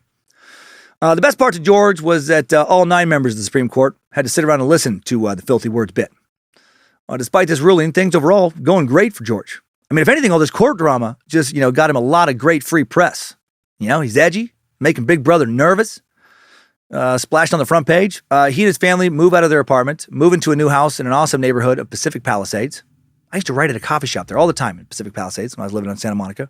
Love that area. Unfortunately, Carlin also took a fuck ton of blow. Once he got so high, he thought the sun was exploding. Told his daughter they had less than 10 minutes to live. Not a great dad move. Very often he wouldn't eat. We'd go up to 6 days without sleep or food. He's so strung out, he's hallucinating. He said once he sat in his room and thought he had a conversation with 6 other people. None of them were there. He didn't know if the coke was making him hallucinate or sleep deprivation brought on by the coke.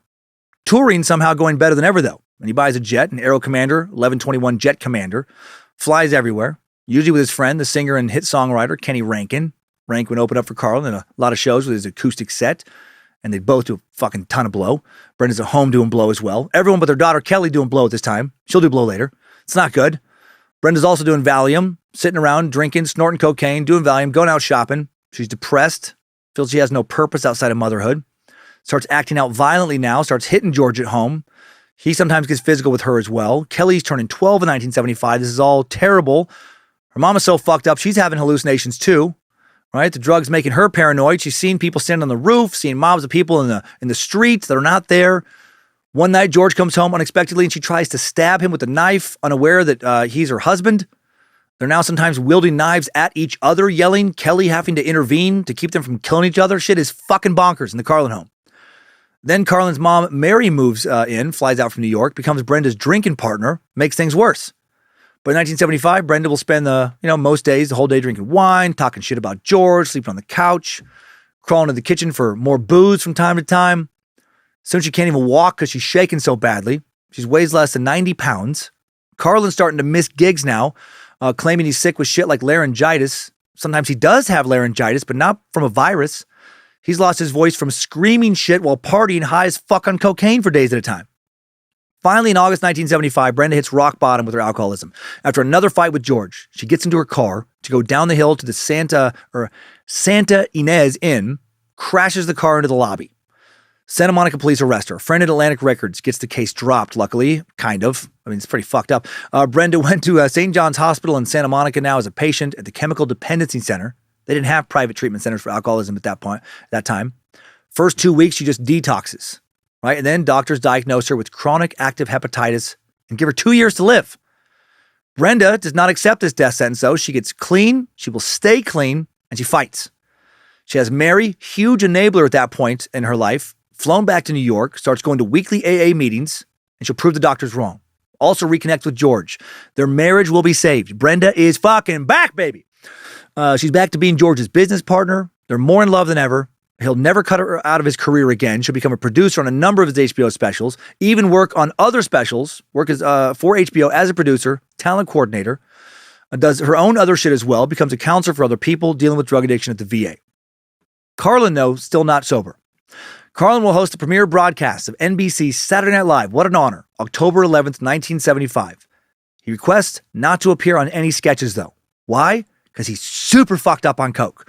Producers have to literally break down his hotel room door to find him to host the show. It's that bad. Despite this chaos, he starts appearing on The Tonight Show more than ever. He's even asked to guest host. Puts out a fifth album in 1975, An Evening with Wally Londo, featuring Bill Slazzo. Not a hit, though, like his earlier albums. The drugs, they're affecting him. He ends up appearing on Perry Como's Hawaiian Holiday, on a variety show, Tony Orlando and Don. Not because he loves those shows, because other shows are starting to stop book him now. His sixth album, On the Road, is one he will later call directionless and unstructured. He's just doing too much drugs. Tries to make a special with animated interludes called The Animated George Carlin, but has to shelve it because he's run out of money, because he's not getting the same amount of work, and he's doing too much blow. He's selling fewer and fewer tickets. People are thinking he's peaked, and it's all over for him. And then he stops performing completely for a time in 1978. Unbeknownst to most of his fans, he's had a heart attack, the first of several. It was in the septal branch artery. One morning, he's driving Kelly to school. His jaw feels tight, right? Doing blow like your fucking Scarface for years. Not the best recipe for a healthy heart. And he spends 2 days in the hospital. Still, he'll land during this period the first of his new legendary HBO specials. The first two airing in 1977, 1978. Carlin continued doing HBO specials every year or two over the following decade and a half. All of his albums for the rest of his career will be from these specials. Though in the beginning, it just seemed more like regular TV, except he could say fuck more than normal. Or I guess a lot, as compared to not at all. Also in 1970, he starts having trouble with his daughter Kelly, who's now 15. She's in high school. She's smoking pot constantly. Falls in with a group of kids, children of celebrities, begins to spiral out of control, gets into an abusive relationship with one, ramps up her drug use with, no surprise, coke, Quaaludes. George finds out about the abusive relationship, goes to the kid's dad's house, says, don't let that kid near my daughter anymore. When the kid does try to come over, he chases him away with a fucking baseball bat. Wild times continue at the Carlin household. 1980, George leaves Monty, drifts for a while without management. His career has fallen flat. He can still draw enough of an audience for a tour, but there's nothing new, inventive, exciting about his material. And other comedians are noticing. For the first time, his peers are now publicly shitting on the now 43-year-old comic. In an article in Rolling Stone, Cheech Marin from Cheech and Chong says, George Carlin is irrelevant. God damn it. Irrelevant. George Carlin is obsolete. He's talking about peas now. If all you can talk about is peas, you're obsolete. What about the issues of the day? This was in reference to a joke where George finishes with the punchline, give peas a chance. Not his finest work. And he has other problems. Not only has he run out of money trying to fund the illustrated George Carlin, but his money management company had run out of money trying to pay his taxes. They've been rolling it over to the following year, hoping that future earnings would make up for all the fucking money he's snorting up his nose. They've done that for at least 2 years, and the money kept piling up. He's feeling like he's about to lose it all again. But all this pressure lights a fire under his ass.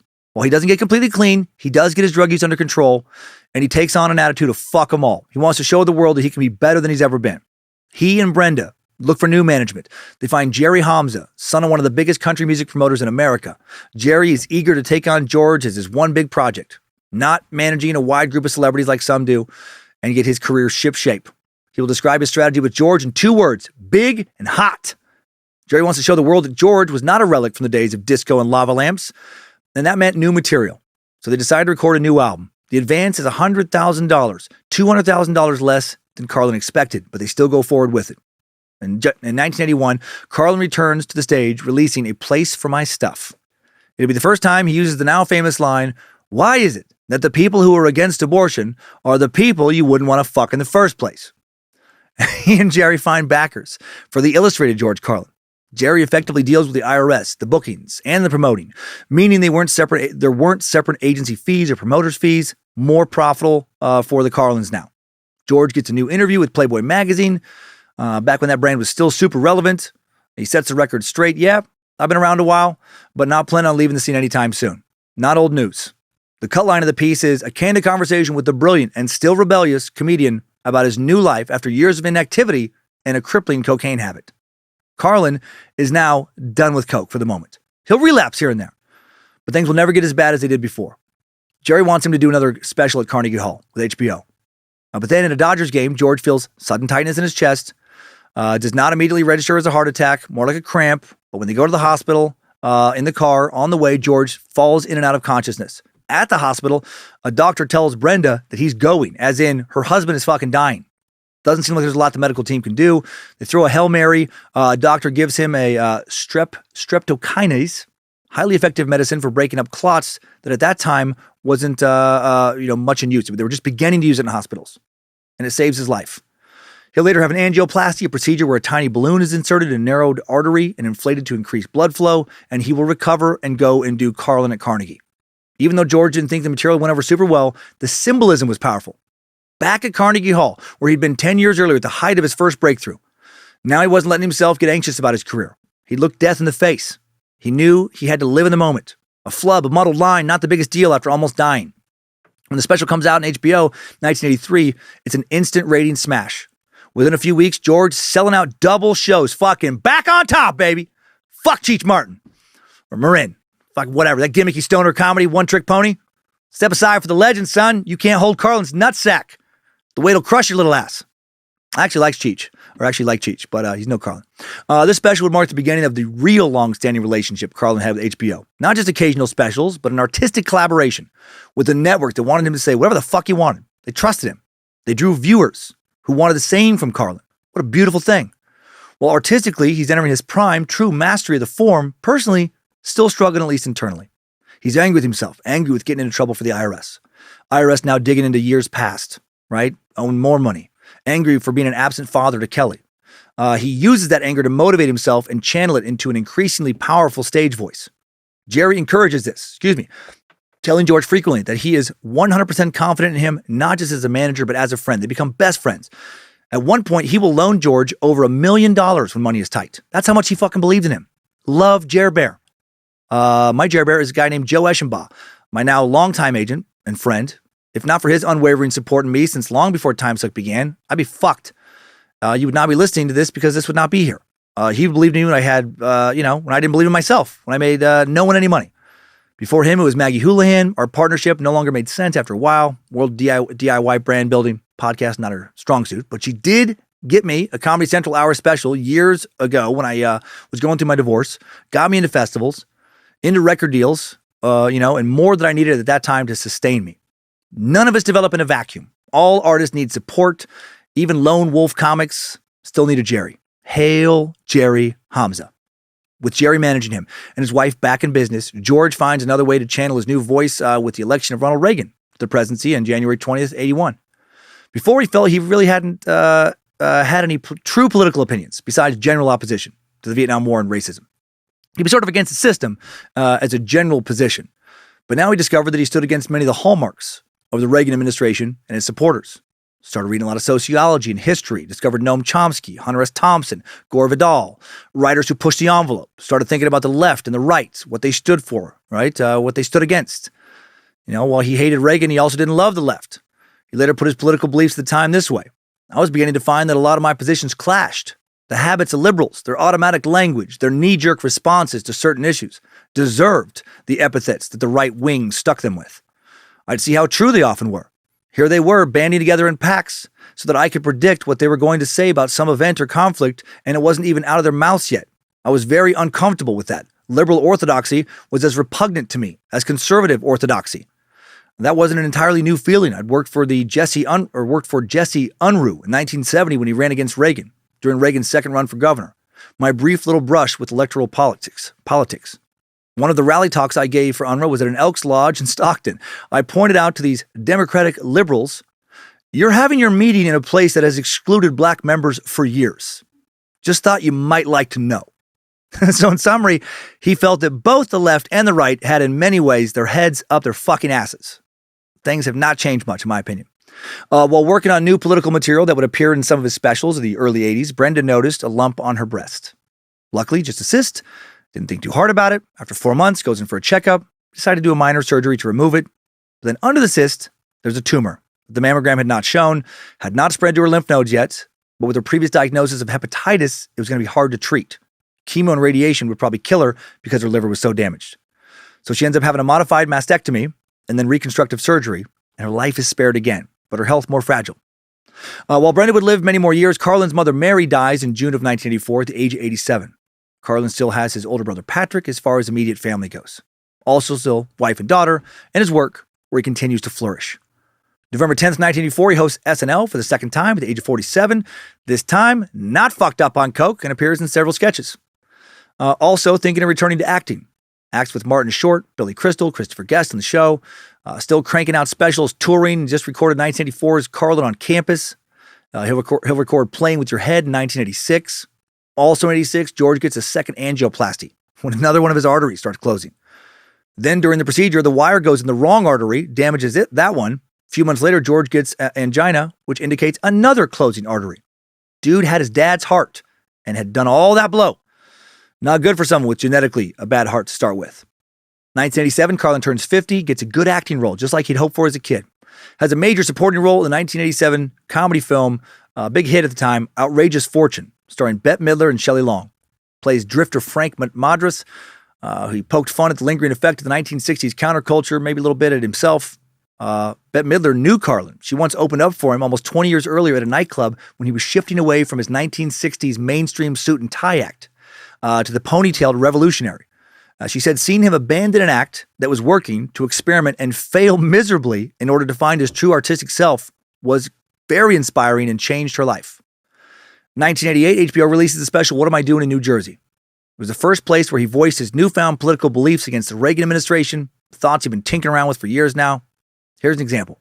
I haven't seen this many people gathered in one place since they took the group photo of all the criminals and lawbreakers in the Reagan administration. 225 of them so far.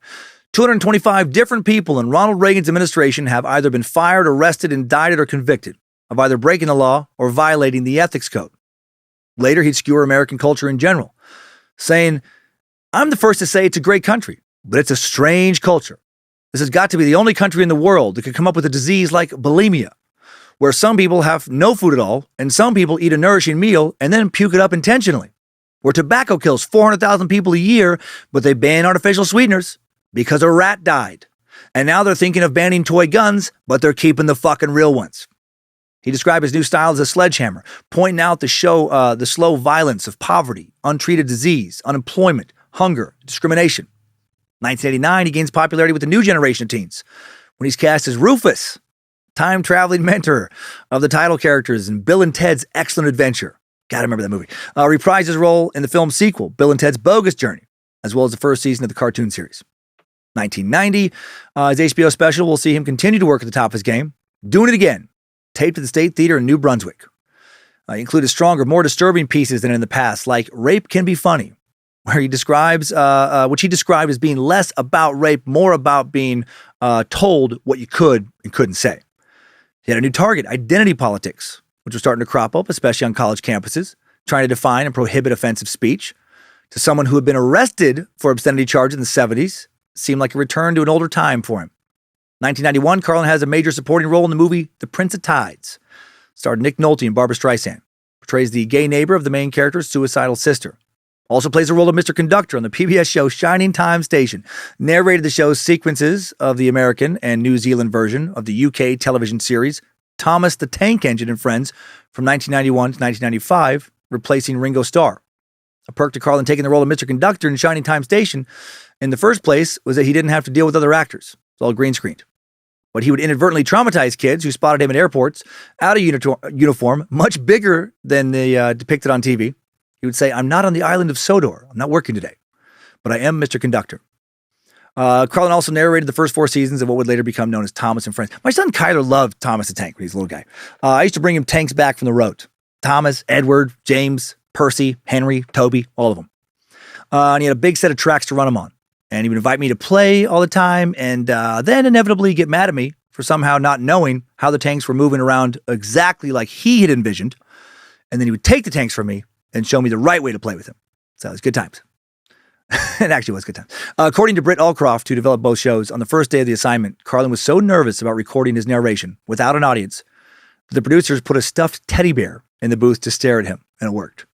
Pretty adorable. 1992 would mark another HBO special, Jammin' in New York, filmed April 22nd that year. Carlin about to turn 55, considered by many to be his best special.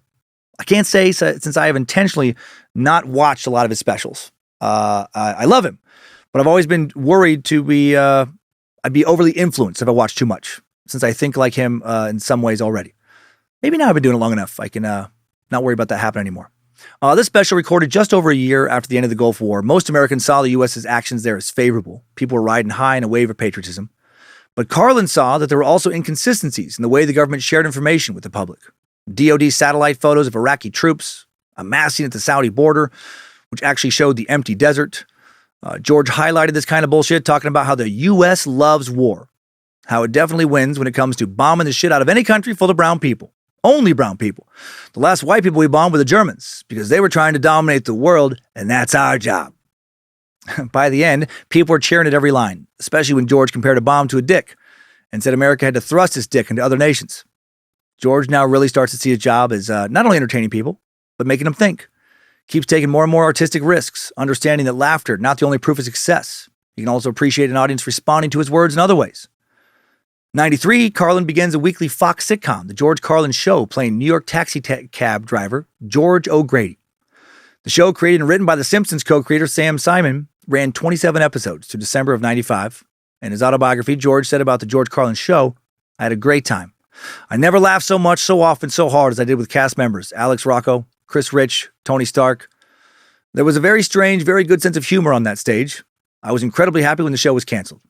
But I was incredibly happy. I was frustrated that it had taken me away from my true work." Right? He'll still act from time to time, but never at the expense of stand-up. Right? He had done what he needed to do. He'd been in some movies, been in a sitcom. He'd done all the variety shows. He was there. He did it. But he knew beyond a shadow of a doubt now that stand-up was his true love. 96, George does another HBO special, Back in Town, which has his still famous abortion piece in it. He'll point out there wasn't anything pro-life about being obsessed with the unborn, but then refusing to live in child health care and education. There was nothing pro-life about sending the kid off in uniform at age 18 to die. There were no funerals for miscarriages, he said, and women didn't get prosecuted for murder for being on their periods, aka disposing of their eggs. This bit always riled the crowd up, not always in a good way. People would get up and walk out. Carlin didn't give a fuck. He could laugh at stuff like this now. He's proven himself. He has fuck you money. If some people can't take a few of his jokes, fuck him. He still has the support of HBO, of his wife, Brenda, and his manager, Jerry. He's more committed than ever to taking audiences on a walk through his mind, including its darkest corners. George is honored February of 1997 at the Aspen Comedy Festival with a retrospective George Carlin, 40 Years of Comedy, hosted by Jon Stewart. That's fucking nuts. His first hardcover book, Brain Droppings, came out in 1997 as well, sold nearly 900,000 copies. Spent 40 weeks on the New York Times bestseller list. August 5th, 1997, bad news. Brenda diagnosed with cancer again. Doctors give her only 3 to 4 months to live, and this time she will not beat the spread. Trying to stay optimistic, with Brenda's blessing, George keeps working. But then he has to quickly fly home to LA May 11th, 1997, when Brenda abruptly crashes. She was on life support by the time George got there from New York, and she would die later that same day, just over a month after her diagnosis. She was only 57. While freelancing as an HBO talent coordinator on 17 comedy specials, she would end up being credited with helping discover many now famous stand-up talents. Gary Shandling, Paul Rubens, a.k.a. Pee Wee Herman, Harry Anderson, and Howie Mandel.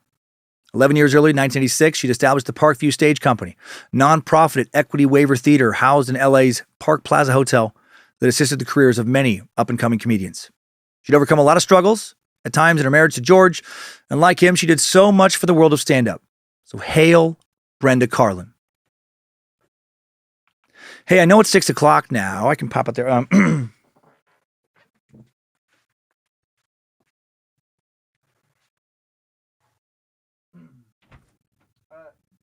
Have at least half an hour to go. We can finish this one in the morning. Okay.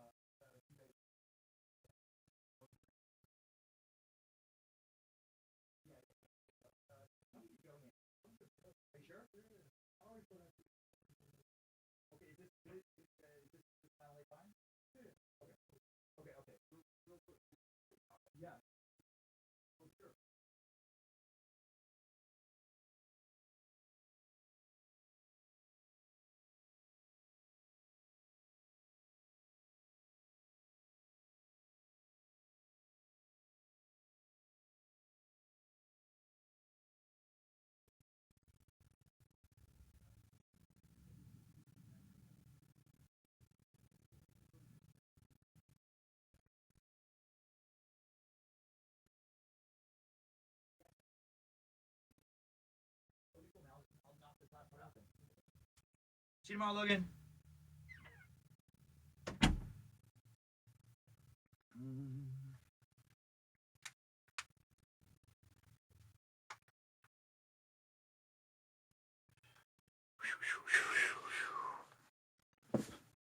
Dan, are you sweating?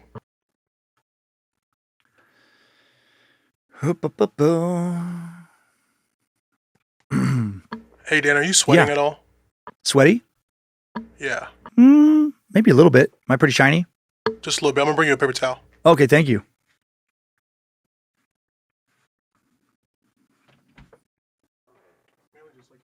Oh, yeah. Thank you. Yeah.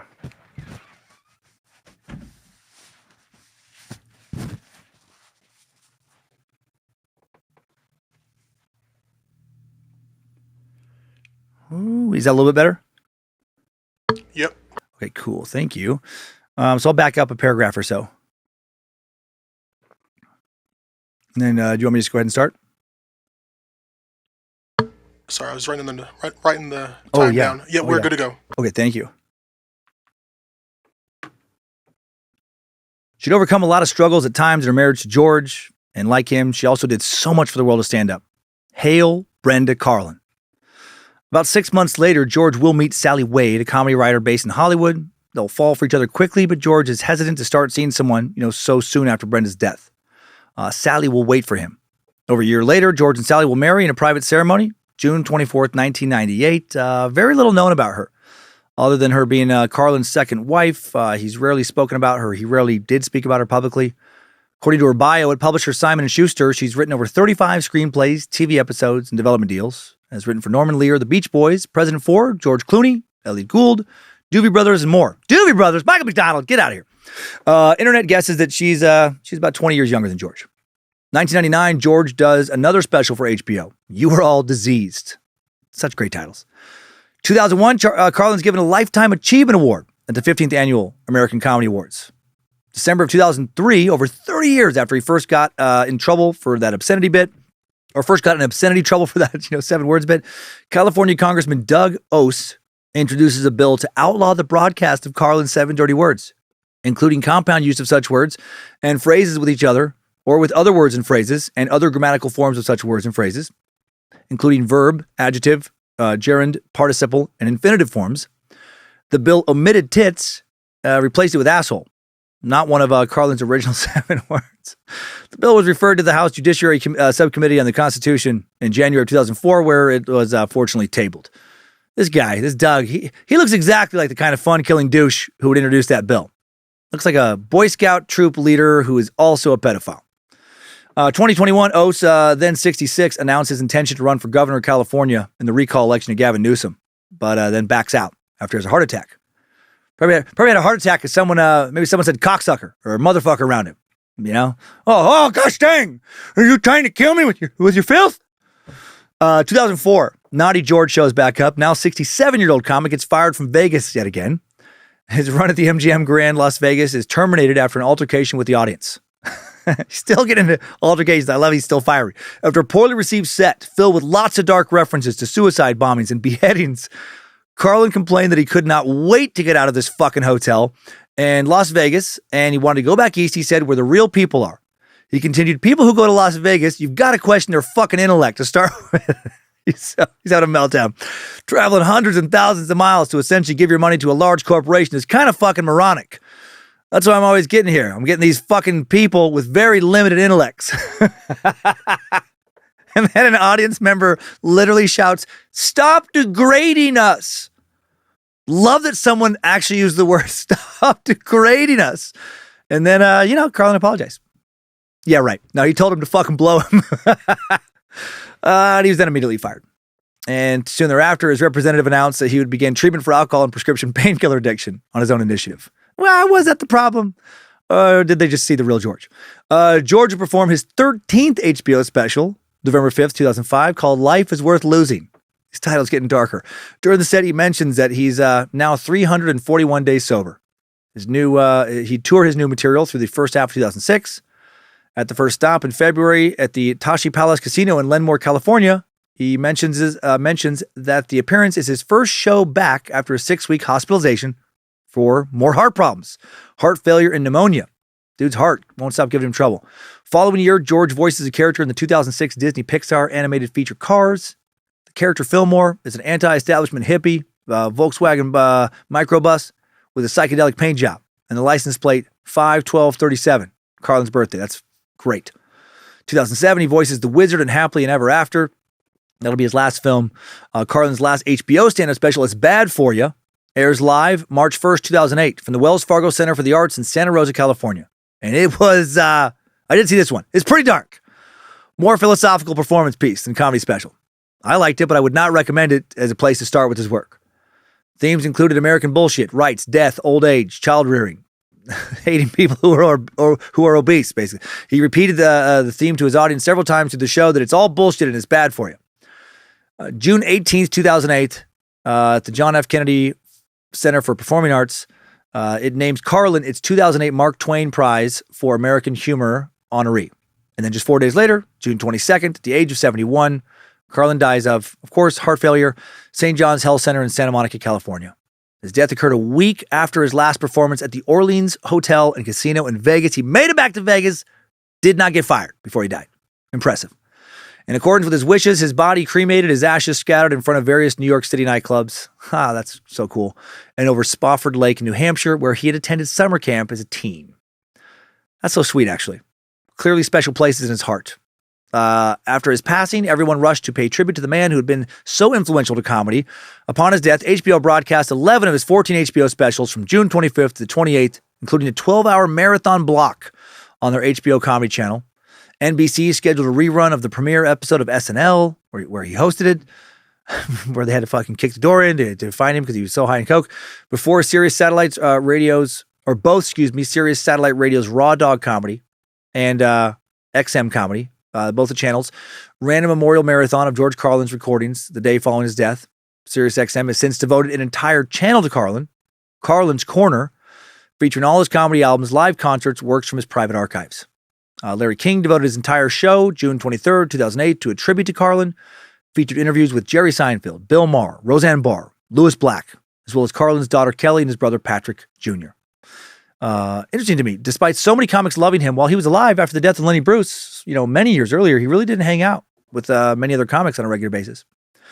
June 24th, the New York Times printed an op-ed piece on Carlin written by Jerry Seinfeld. So well written. It says, "The honest truth is, for a comedian, even death is just a premise to make jokes about.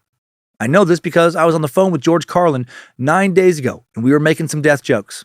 We were talking about Tim Russert and Bo Diddley, and George said, I feel safe for a while. There will probably be a break before they come after the next one. I always like to fly on an airline right after they've had a crash. It improves your odds." You could certainly say that George downright invented modern American stand-up comedy in many ways. Every comedian does a little George. I couldn't even count the number of times I've been standing around with some comedians and someone talks about some idea for a joke, and another comedian will say, Carlin does it. I've heard it my whole career. Carlin does it. Carlin already did it. Carlin did it 8 years ago. And he didn't just do it. He worked over an idea like a diamond cutter with facets and angles and refractions of light. He made you sorry you ever thought you wanted to be a comedian. He was like a train hobo with a chicken bone. When he was done, there was nothing left for anybody. I became obsessed with him in the 1960s. As a kid, it seemed like the whole world was funny because of George Carlin. His performing voice, even laced with profanity, always sounded as if he were trying to amuse a child. It was like the naughtiest, most fun grown-up you ever met was reading you a bedtime story. I know George didn't believe in heaven or hell. Like death, they were just more comedy premises. And it just makes me even sadder to think that when I reach my own end, whatever tumbling, cataclysmic vortex of existence I'm spinning through, in that moment I will still have to think, Carlin already did it. That is fucking great. For a number of years, George has been compiling and writing his autobiography to be released in conjunction with the one-man Broadway show tentatively titled New York Boy. After his death, Tony Hendra, his collaborator on both projects, edited the autobiography for release as last words. The book chronicling most of Carlin's life and future plans, including the one-man show, was published in 2009. It was a huge source for this episode. The abridged audio edition narrated by his brother, Patrick Jr. I'm glad that happened. 2012, the Supreme Court ruled that the FCC can no longer impose fines and sanctions on verbal obscenities and decency. Carlin would have loved that about fucking time. October 22nd, 2014, a portion of West 121st Street in the Morningside Heights neighborhood of White Harlem, renamed George Carlin Way. This past April 16th, at the age of 90, Carlin's brother passes away, but not before he spoke at length in the new doc on Carlin. Patrick also funny as shit. A month later, this past May 20th, 2002, the documentary George Carlin's American Dream, directed by Judd Apatow and Michael Bonfiglio, released on HBO. And with that, let's jump out of today's Timesuck timeline. Good job, soldier. You made it back. Barely.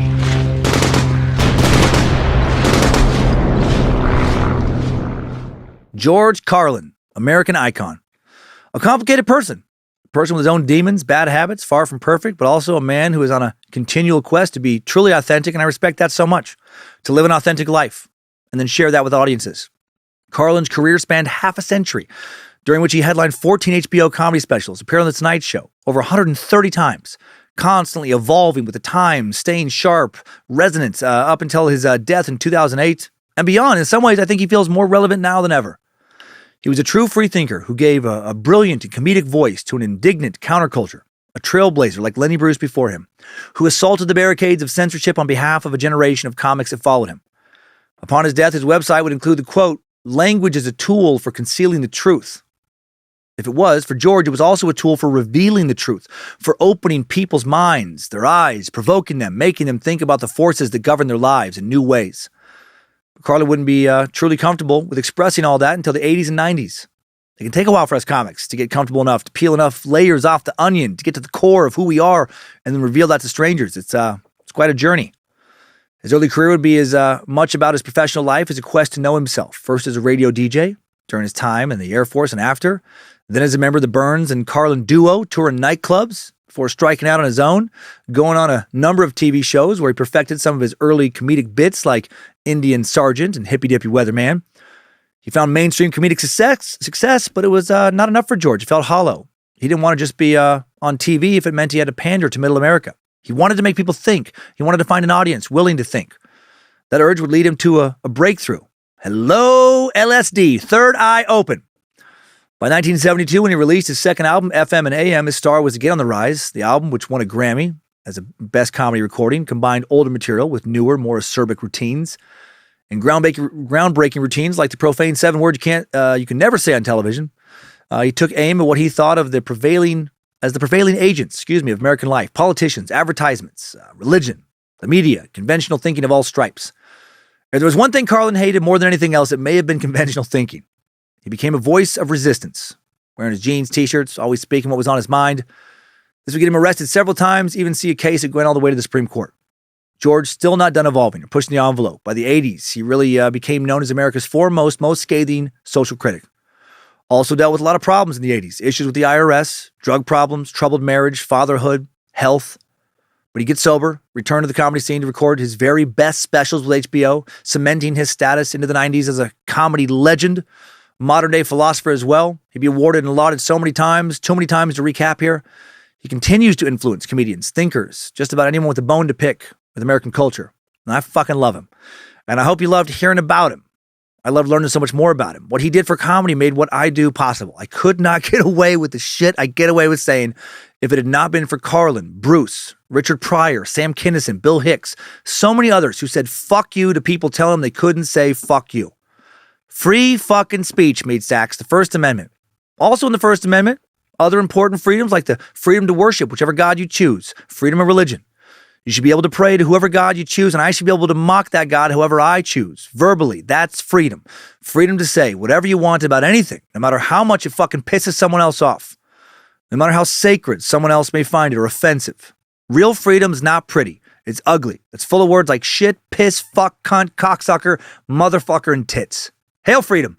And hail George motherfucking Carlin. Time now for today's top 5 takeaways. Timesuck top 5 takeaways. Number 1, George Carlin, a master of his craft. Oh, inspiration. A master of artistic transformation. He began as half a comedic duo, doing sketches, then became clean, mainstream nightclub comedian, then pivoted again towards the counterculture of the 60s and 70s, blending his observations about his own childhood and upbringing with a wider political consciousness and naughty words that got him in trouble repeatedly, eventually morphing into a comedic philosopher. And he had a huge audience for so much of that. Carlin never stopped thinking about how to reach the widest amount of people while also staying true to himself. That led to some turmoil in his life as he continually launched and relaunched, but also would make him one of the most famous comedians of the 20th century, if not the most, with an amazing 14 HBO specials, millions of copies of books sold, and a whole generation of comedians influenced by his work.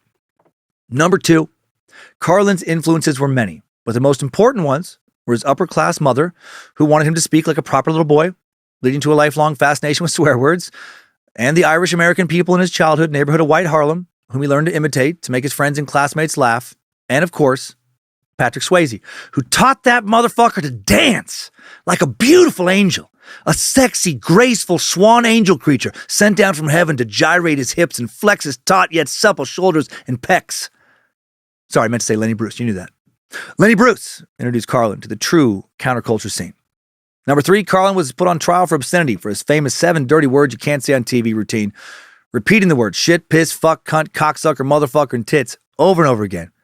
And then on July 21st, 1972, Carlin arrested at Milwaukee's Summerfest. Lucky that the cops didn't find coke in his pocket.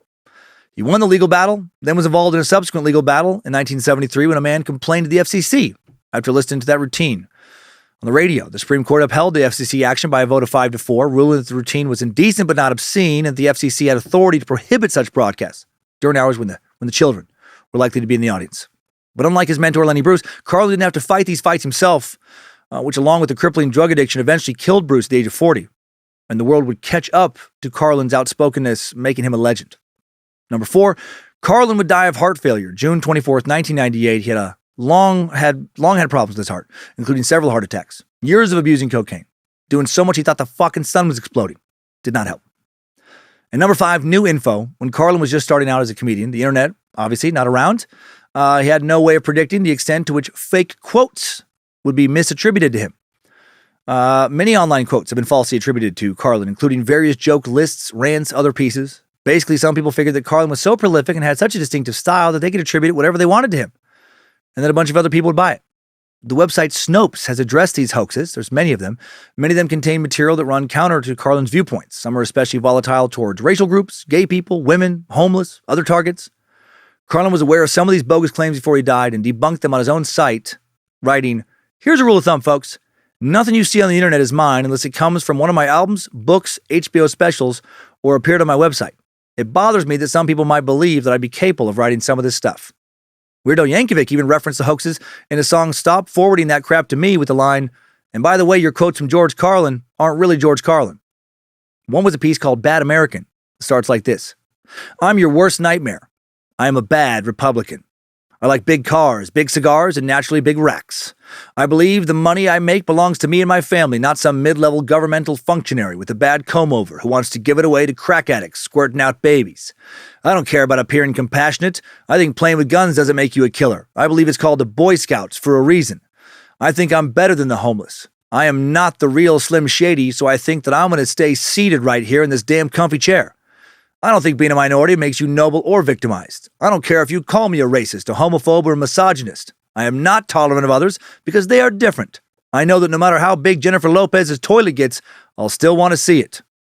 If anyone thought that Carlin said that, they were really not familiar with his general vibe. Timesuck Top 5 Takeaways. George motherfucking Carlin has been sucked. Thank you again for picking that winner, Patreon Space Lizards. So glad to have the best excuse to learn so much about such an amazing person. Also, thank you to the Queen of Bad Magic, Lindsay Cummins. Thanks to the Suck Ranger, Tyler C., for directing and producing today, staying late to do so. Logan Keith for helping him set up. Thanks to Bit Elixir for upkeep on the Timesuck app.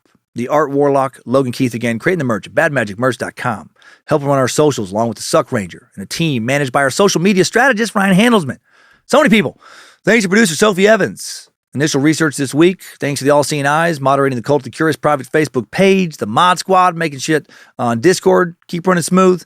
Everyone at the Timesuck subreddit and Bad Magic subreddit. So many fantastic sacks doing a lot of great things. Next episode, both would have been fine if I would have just picked one. We return to Cult. Diving back into the realm of cults with a little known but very murderous group from Uganda in the 1990s. The movement for the restoration of the 10 Commandments of God was a small splinter group from the greater Ugandan Catholic community, whose members' lives would end in terrible, brutal ways. The group, founded by Credonia Murinde, a former sex worker who claimed to receive visions from the Virgin Mary. When she met Joseph, I want to get these names better next week. Kiwe Tate, in 1989, a religious man and somewhat of a local politician, the two quickly developed a vision of a world where the apocalypse was imminent, unless they didn't get people to follow the Ten Commandments. In practice, though, it was a lot different than honor thy father and mother. Instead of going to church, receiving communion, members lived on the cult's compounds, mostly pineapple and banana plantations, gave up their assets, of course, standard cult practice, agreed to a life without sex, and also soap, oftentimes, and sometimes even taking showers or talking. All of this as Credonia claimed to receive messages from the Virgin Mary through a hidden telephone system that communicated to her through everyday objects. Interesting. As the years passed, the group's messages got more and more apocalyptic, predicting bloodshed and chaos, cannibalism, monsters from hell, plagues and pests, a lot of fun stuff. Movement leaders declared that the apocalypse would occur on December 31st, 1999. Much like many who believed Y2K would bring about the end of society, a young member of the cult even declared the world ends next year. There is no time to waste. Some of our leaders talk directly to God. Any minute from now, when the end comes, every believer who will be at an as yet undisclosed spot will be saved. But then, of course, that didn't happen. 3 months later, roughly 1,000 people, though, will die at the cult's hands. How did that happen? Why isn't it more well known? What crazy beliefs did these leaders peddle to people who have been struggling for years, struggling to make ends meet in a nation with a poor economy ravaged by an AIDS crisis and a brutal dictator? And is it possible that they escaped the fates of their followers and are still out there somewhere? All that and more next week on Timesuck. Right now, let's head to this week's Timesucker updates. Updates? Get your Timesucker updates. First update today is from me. Quick note on last week's episode. I intended to, but did not mention a man named John Banning, who, according to author Fred Rosen, was the second man to survive an encounter with old Ronnie Joe, Ronald Dominique, the Bayou Strangler. That happened in November of 2005. It was accidentally deleted when editing the timeline. It goes through so many revisions. Sorry about that. It doesn't change the episode. No one has written in as I record this because it hasn't been released. Just mention it in case you were like, hey, didn't he say that Ronnie Joe and his overblown bubblegum butthole killed all but 2 of those he brought back to his camper trailer, but then only mentioned one dude, Ricky Wallace? Well, that was a great catch, imaginary listener. But yeah, just wanted to correct that. Now for some comedy before we get to a more serious message. This is from Cummins Law Meets Zach, Cody George, who writes, Dear Dan and the Timesuck crew, I've listened to all the podcasts for the past 2 years while working at my job at UPS. As a package handler, slowly climbing the ranks. This podcast keeps me sane, gets me through working in these 110-degree trailers. That being said, I'm a Cummins Law victim now, and my case happens to have happened at my work. I have a clear backpack full of drinks that I take with me and put outside my trailer as I work. I keep my phone in there, listening to the podcast with my wireless earbuds. Well, as I'm listening, they accidentally disconnect right as the podcast is ending and the outro is playing.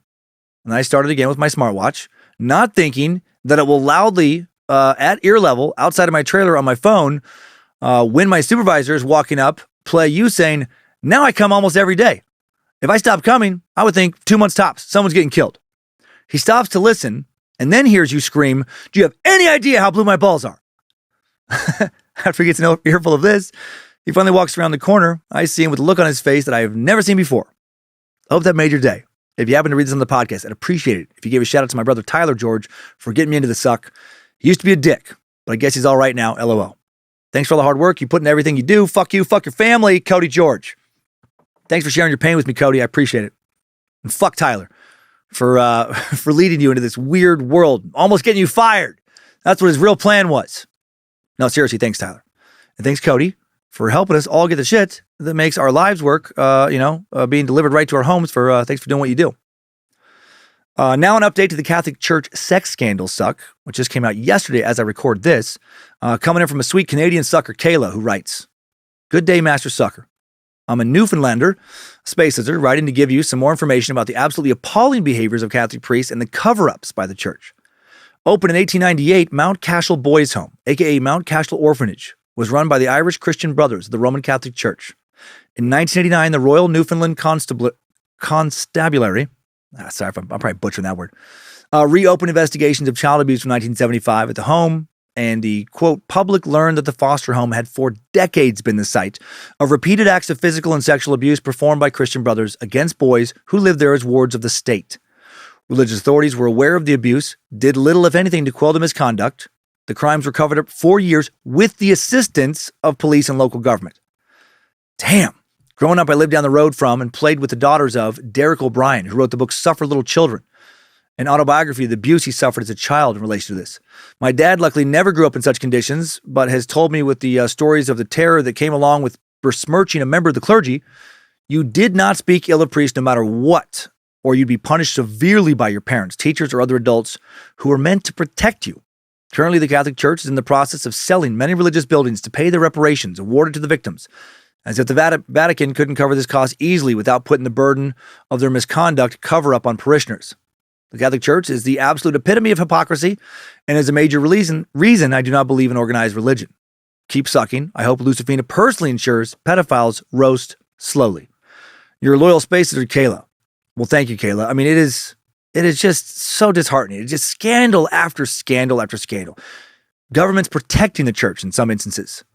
No church should ever have the power over its parishioners that the Catholic Church has had for centuries. Not as much now, but in centuries past. No group of men should hold the keys to the path of salvation for others, have that kind of power. And I hope going forward more and more we burn down those who scare innocent people into thinking that they do. It's too much power. And power does corrupt. And that much power corrupts so horrifically as we've seen. Now finally for a borderline personality update regarding my description of it in the murder of the D.D. Rose suck. Coming in from complete and utter maniac, an evil little rat. Kaylee Allen writes, somehow, with her little rat claws. Howdy, motherfucker. Sir, I adore you, but you were wild and out describing borderline personality disorder. I've been diagnosed with it since I was 14. I'm 23 now, and have been on a variety of medications along with therapy, and here is a little insight of a very little research disorder. You got some things right. Emotionally unregulated, intense emotions, deep abandonment issues. However, manipulative is not a way at all to describe a person with borderline personality. In my experience with therapy in my everyday life, we see things and people in terms of black and white. Instead of trying everything to keep people from abandoning us, we try to abandon everything else first and become a model person because we also see ourselves as good or evil. Within 1 hour, I can go from thinking a person walks on water to thinking they might be just as evil as Hitler, all because I found out they spanked their children or associate with people I believe are also evil. Before therapy, I knew absolutely no one in the gray area.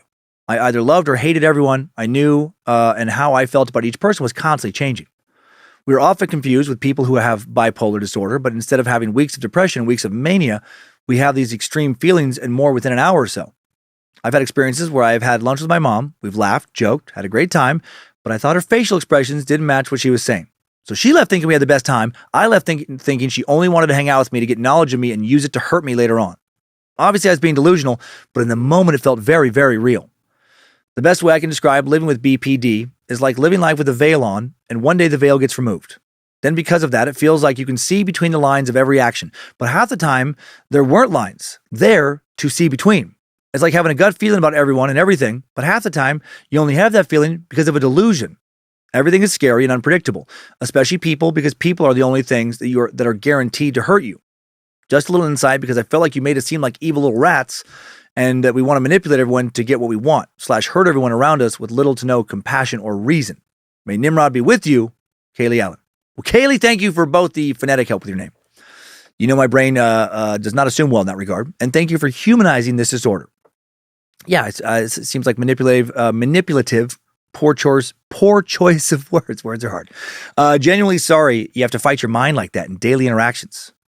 Good on you for taking the time to understand your mind, navigate around misleading instincts. I can't imagine how difficult that is. I'm very impressed, truly.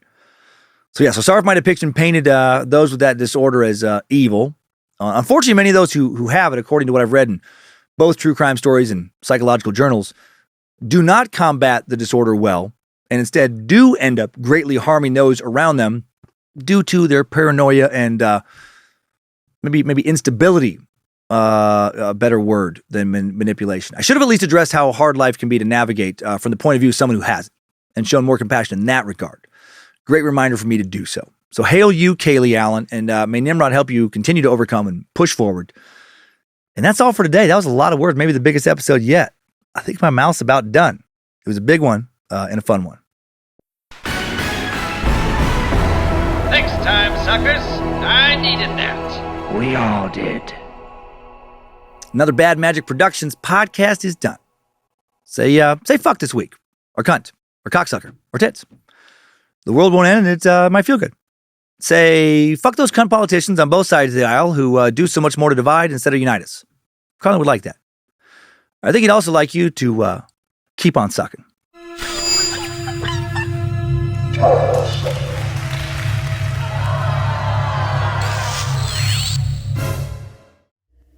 Bad Magic Productions.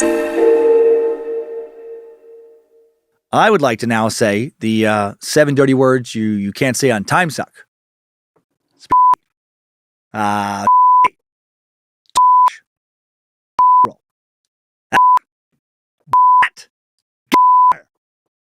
Just kidding. I'm not going to say 7 dirty words you can't say on Timesuck because those words, oh man, would just be morally fucking horrific.